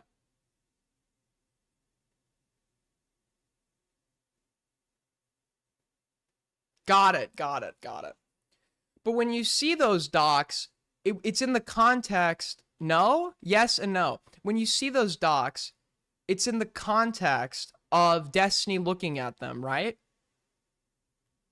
Destiny watching Bad Empanada or Destiny looking at them. That's how you could see that, right?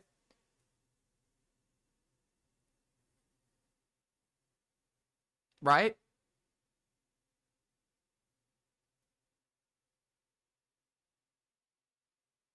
It showed Willie's name. Got it. But it's Destiny looking at that, right?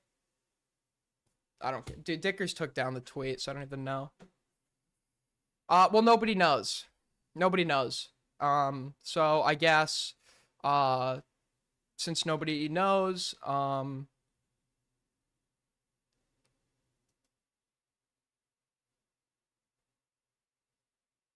no, what Dickers posted the photos your sentence makes no sense. Your sentence makes no what Dickers posted the photos okay. Let's say I'm looking at this tweet, okay? I'm looking at Dickers' tweet. And then I go and I click and I watch the throwaway video. The throwaway video, correct me if I'm wrong. Okay, is Queeman reacting to Destiny, reacting to something relating to the docs that shows the docs, right? Or reacting to the Bad Empanada video, right? What am I going to see if I click this video? Yes. Got it. Okay, got it. So if you were to just click Dicker's tweet on its own, the docs is not contained here at all. At all. And if you were to see the docs by clicking on the quote tweet, it would be through someone watching Destiny, watching something that presents it, right? So that would be on Destiny. So it's a lie to say that JStalk retweeted WillyMac's docs. That's just a total lie. And second of all, if you're then going to get on him for how it leads to something that can lead to Destiny leading to it, why would the same criticism, if not more so, be applicable to Destiny?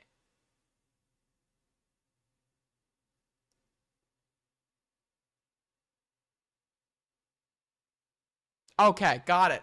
Okay. All right. This tweet is Destiny. Okay, so this is Destiny quote tweeting a video of Bad Empanada reading out WillyMac Show's docs. You can't see the video here. You could see the video in the quote tweet where Queeman is looking at that quote tweet that also shows the video of Bad Empanada showing Willie's docs. Okay? Dickers brings that up. Destiny defended him against being doxxed. WillyMac's words, by the way. If the problem here is leading people to see the docs, the intention of whoever is doing it isn't going to matter for the potential harms caused by it, right? That would be for your assessment of the person, sure. But, like, if it's bad to lead people to your docs, it's bad to lead people to your docs. And if JStalk retweeting this somehow is the equivalent of him revealing your bride's docs or whatever, he's doing that. Or the only thing that all this would link back to is a video that Destiny is quote tweeting. So if Destiny never quote tweeted that, Queeman wouldn't have looked at that, this video wouldn't exist, and then this tweet wouldn't exist. So this is like, if your criticism just should go to Destiny. And then he's like, oh, well, Destiny was willing to delete it when I asked, and it's like, okay, you never asked Stickers to delete it.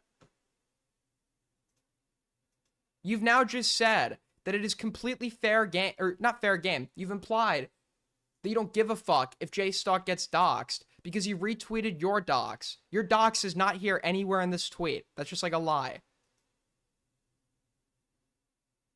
It's just like a total lie.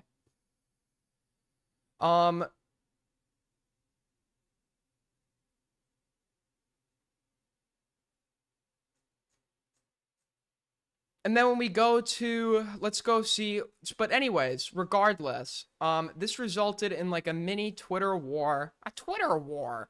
Dude, so fucking soy. This resulted in people arguing, I guess. Somebody's linked, there's one tweet and, oh, fuck, okay, never mind. That was my mistake, my bad.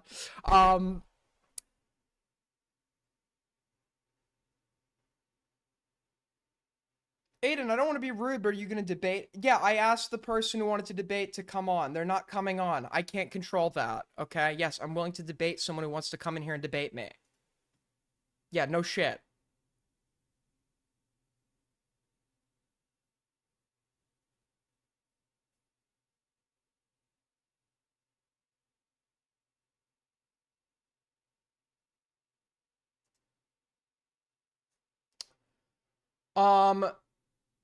All right.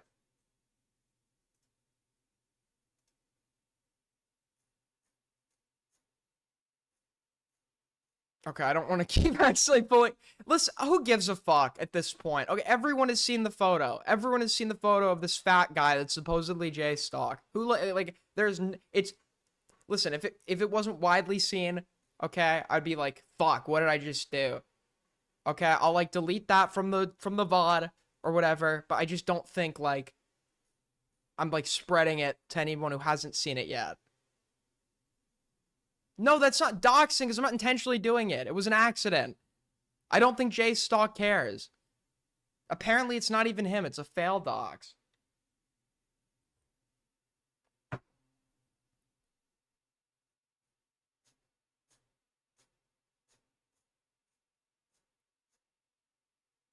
Dude, if I can't find what I'm looking for, I'm not covering this.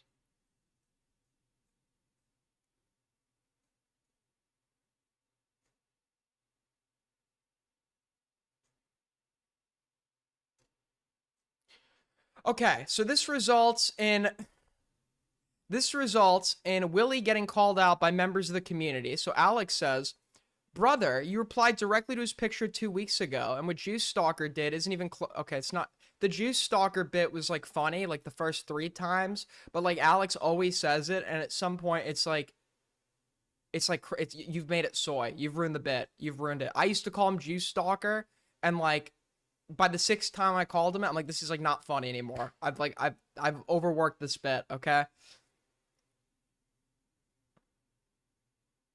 The photo's on the stream, okay? This photo right here, everyone has seen it. Okay, I'm not like treating this like it's radioactive material, okay? Everyone has seen it. I'll remove it from the VOD. I don't think J-Stock cares.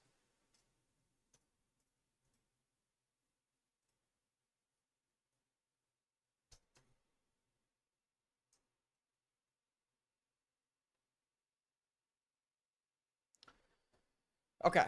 Brother, you replied to his picture 2 weeks... Okay, we already read that. I don't know how me replying asking to take something down is the same, as the tweet is over 1,000 likes. But if J-Stock thinks it is, I apologize.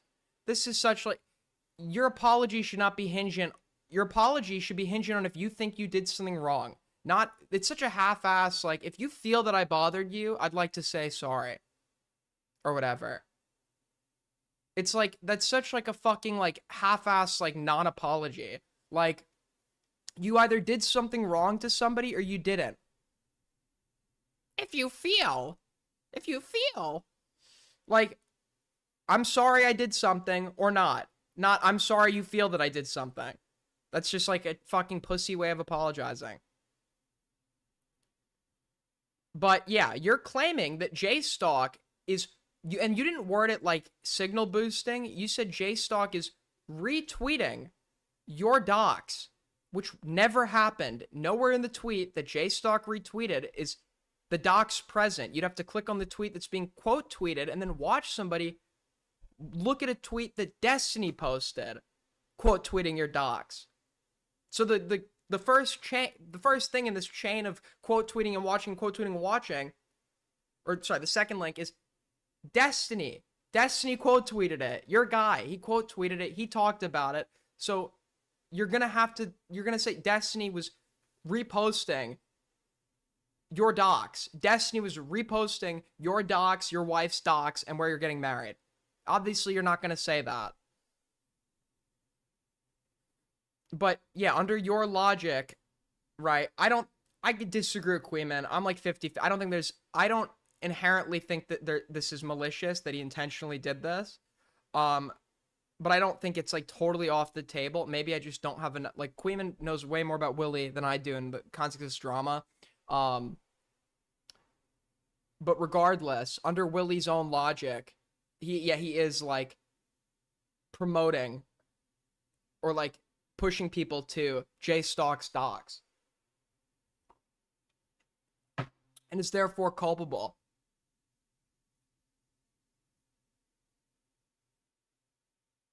Yeah, if you're in the server and you're like sending like flashing images to users that you know have epilepsy, yeah, you're gonna get like banned. Like, that's like, yeah, it's pretty fucked.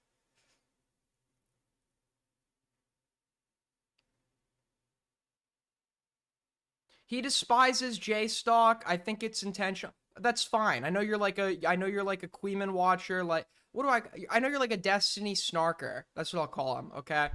I'm not saying this to align myself with your own will. I'm not, okay? I'm way more on Queeman's side. I'm just saying there's like a certain crowd that are just like, I don't know how to describe it, man. I don't know how to describe it. But like, that's fine. I don't think that's like a crazy assumption that you've just made. I don't know what I'm saying, dude. But if you think Willy was like doing this maliciously, that's fine.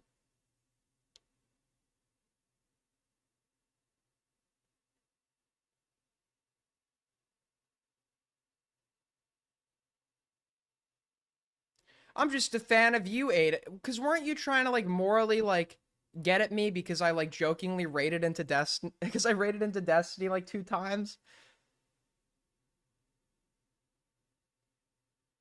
I jokingly, I have one side that's like gotten on me for raiding into Destiny. I've gotten another side that they're getting mad that I'm interacting on Twitter with Bad Empanada.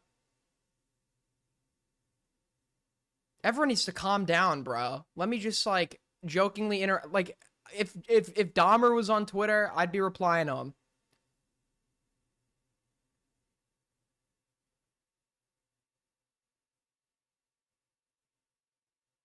Also, you were sweeping. I can't. You know, I love you, Deeperama. I love you, man.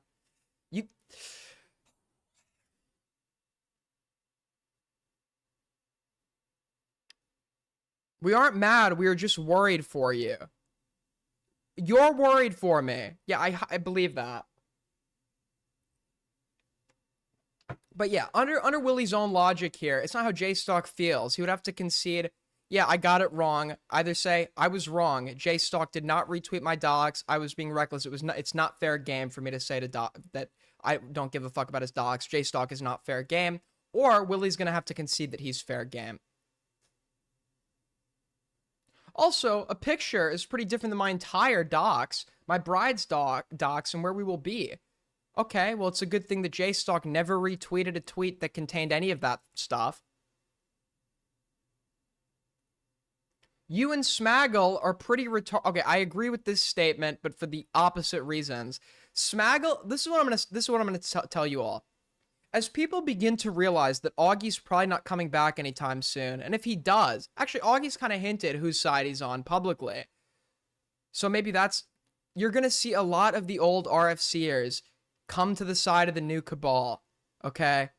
New commentary. Do not accept them. Do not accept them.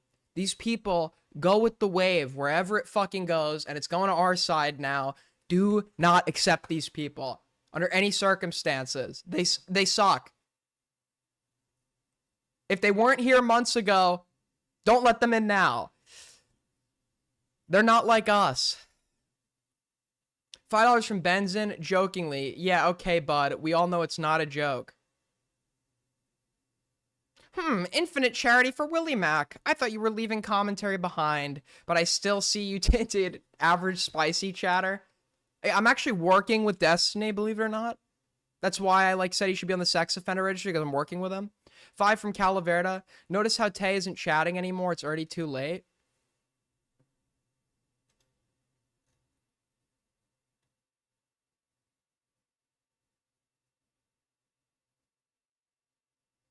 And then, to morally posture about docs. We've got... What does fail docs mean? A lol? Whoa, fuck. What does fail docs mean? Oh, wait, hold on. Oh, and there it is. Obsessed. Kiwi Farms threads. Has Hutch been doxed before? People will 100% try and dox you if they haven't already, so be careful. The only reason I don't allow it on my formal platforms is because of TOS. The last Kiwi Farms page is literally doxing 4 people who are semi-friendly towards me. J Stock, lol, and then he's linking someone's LinkedIn. Wait, why is this dipshit not deleted his LinkedIn yet? Because it's probably not him. I have zero care in the world about doxes for literally any of these people in Spicy Chat, Kiwi Farms, and the J Stock server. So this is what Destiny's trying to do. And on a much grander scale, he's doing what everyone else on this side has been doing for a while. You take this group of people with a sentiment you don't like, and you treat them as an individual. So somebody from this group did something I don't like. They're all fair game now. No, Spicy Chat, although it's like a circle jerk filled with the unfunniest people you've ever fucking met in your life, Spicy Chat has individual people with individual opinions in some places that believe different things. And it's like, if Destiny was actually here saying, if some guy was tweeting out Destiny's address and where his son was going to school or whatever, and Destiny was like, I don't care if you get me this guy's address, I wouldn't give a fuck, obviously, right? But that's not what's happening here. And I think Destiny knows that, right? Destiny is mad that his shit is getting put up all over Kiwi Farms. He knows that Spicy Chat is kind of like a mini Kiwi Farms for him, to some extent. So he's, even though it's a dead fucking chat, so he's sitting here saying, oh, it's all fair game now.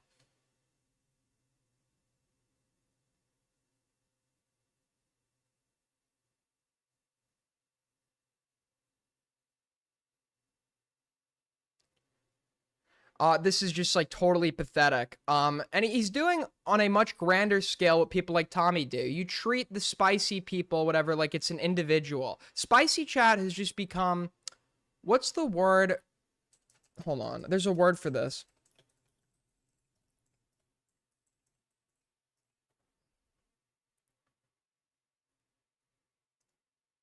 An eponym. Okay, the word I'm looking for is an eponym. Oh, wait, no. Wrong. Wrong word. Wrong word. An eponym refers to a specific person's name. But Spicy Chat has now become a thing of its own, where it's just a term that's used to describe anybody that aligns with this broad range of viewpoints and perspectives that we don't like. So I get lumped into the Spicy Chat people because I talk in there sometimes, even though half of them I fucking despise. Okay?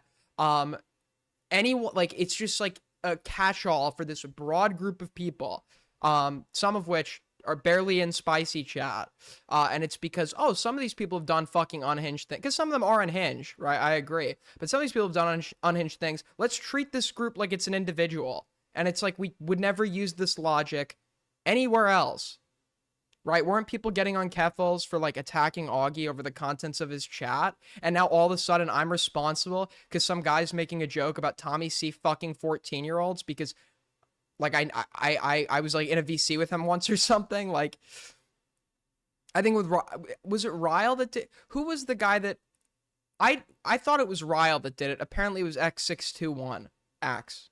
I want to make sure I'm not getting the wrong person here. But yeah, these people made a joke that I disagree with. I feel you shouldn't, make jokes that would lead the average normie to believe someone's committed some sexual crime.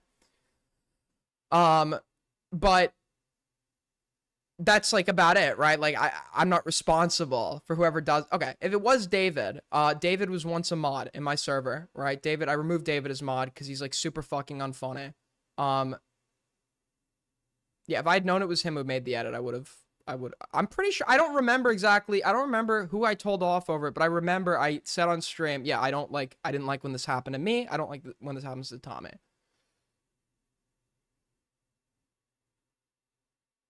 Oh, Ryle made the Jessica Pizzle edit. Okay, regardless, nobody ever was like... David is so unfunny, man. I'm sorry, dude. I'm sorry. David is like actually super fucking unfunny. David like was pretending when everyone was like really worried that morale was like getting doxxed or whatever. David does I'm unhinged bit where he's like pretending for like a month that he's about to dox morale. And then it turned, he didn't actually dox him. That's the joke. That's the joke. And it's like, okay, I'm not keeping you as mod. You're like fucking unfunny as shit. Aiden tells me I'm unfunny and then uses my jokes when it's time to attack. Yeah, because all your jokes are like about commentary. Because you're like autistic and it's like you're only like, you commentary people, your only frame of reference is commentary. So when I need like a specific commentary joke, I just know to steal it from you, Deeparama. The joke was that he doxed. You had to be there that night. It was so unfunny. You all agreed with me that it was unfunny the night it happened, so I don't know what's going on now.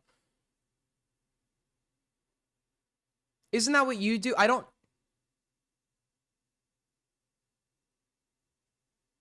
do this long, convoluted bit for weeks where I make someone who people are actually worried is going to get doxxed think I'm about to dox them, and then get like people DM me about it like, dude, your mod is like fucking...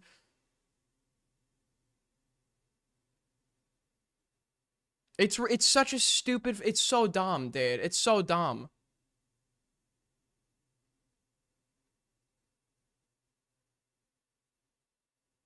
It was unfunny. I'm literally just saying it wasn't like a moral thing. It was just super unfunny. It was like not worth having to get DMs about it from people like the payoff was just not worth the trouble.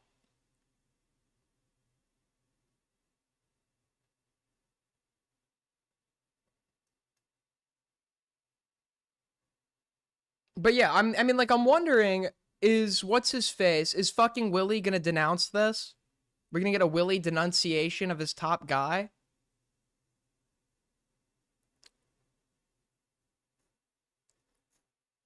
Lamau, these guys are so pathetic.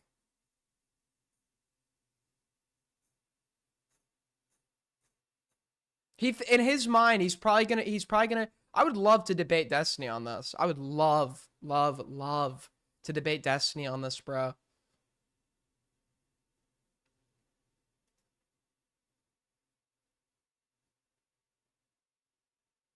It seems like people are justifying J-Stock's docs because of the Willy drama.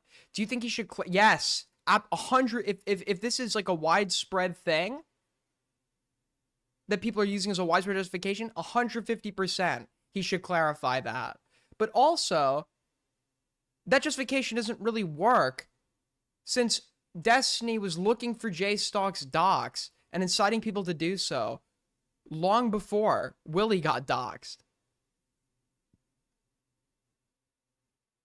$5 from Plants. Glad to see you're wearing your nice shirt today. This is my nice shirt. This is just one of my casual ones, but I appreciate it nevertheless. I don't like to pick outfits, so if you just do like a polo, jeans, nice watch, it just works. Yeah, if people widespread in DGG, and which Willy is a part of, are actively now using this as a justification to further go after J-Stock, yes, I think Willy is like a moral and obligation to correct the... regardless, he has a moral obligation to correct the record, because what he tweeted just wasn't fucking true. But now that what he said is having worse outcome, like having bad outcomes, the non-true statement that he reiterated, he absolutely should be saying something.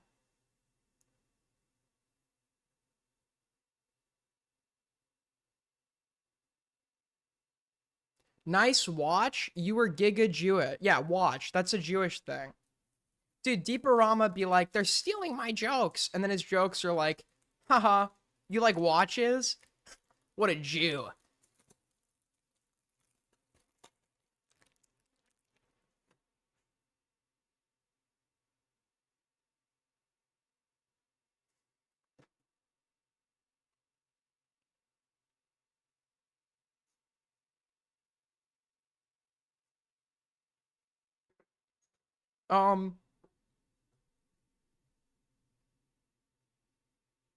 What are you eating? A protein bar. Hold on.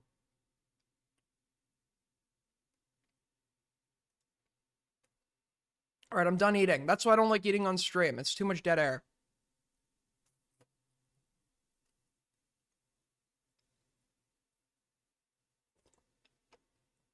I'm not going to tell you what brand I'm eating because it's technically made for women. Now I basically just told you. It's technically made for women, so you're going to like mock me now. But it's like pretty fucking good.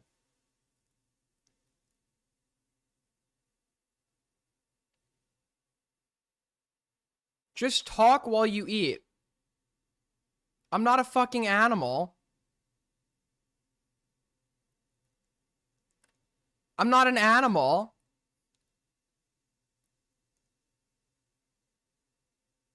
There's no estrogen in the bar. It literally says in their website, yeah, we were designed for women, but like men can eat it too.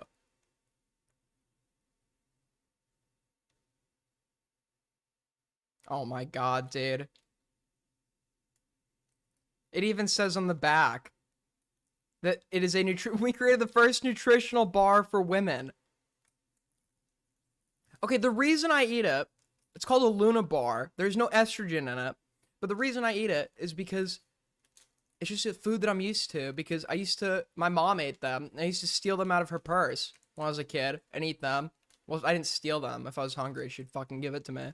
And I'd eat it. There's nothing in it there's no estrogen in it. There is no estrogen in it, bro.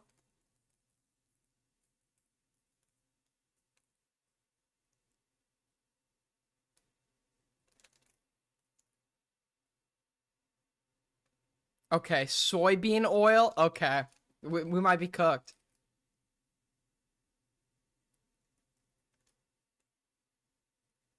Soy protein?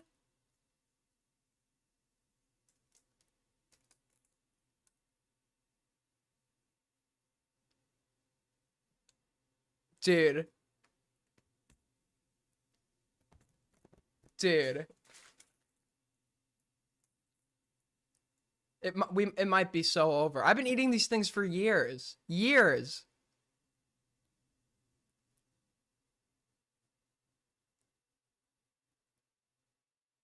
I didn't. Okay.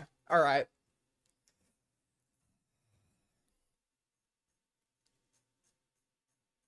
Dude, it also doesn't help that I eat a bunch of edamame, which is premature soybeans.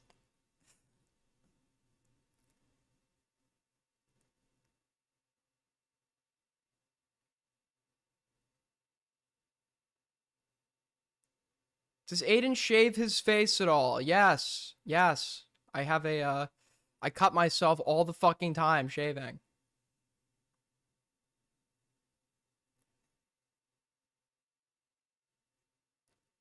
You are a walking stereotype. My mom kept them in her purse, and she gave them to me. If I was hungry or some shit. I'm never eating on stream again. I'm never eating on stream again. $2 from Scallywag. Are you doing all right, Aiden? You seem emotional.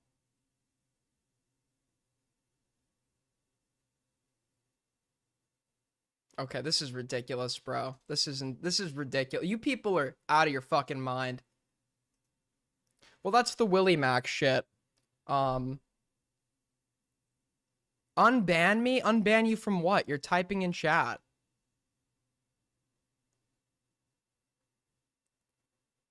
Please chew, chew, chew, and swallow on stream.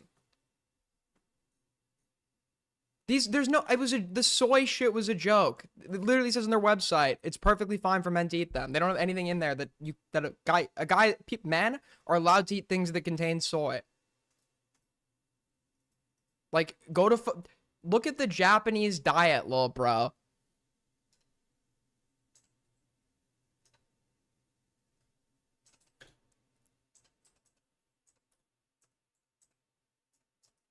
Look, I couldn't lie about this. You could look up the fucking ingredients. Are Luna bars for women?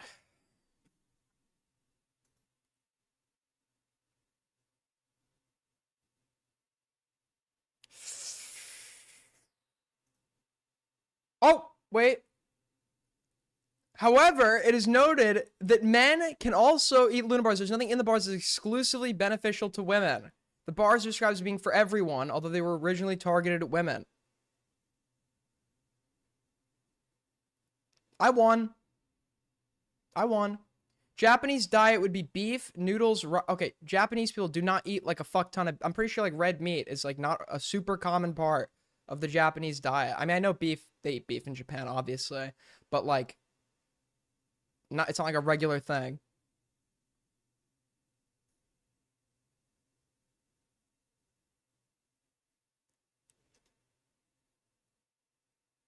All right, let's get back to it. 1 and 9 from Autism 420. My favorite streamer.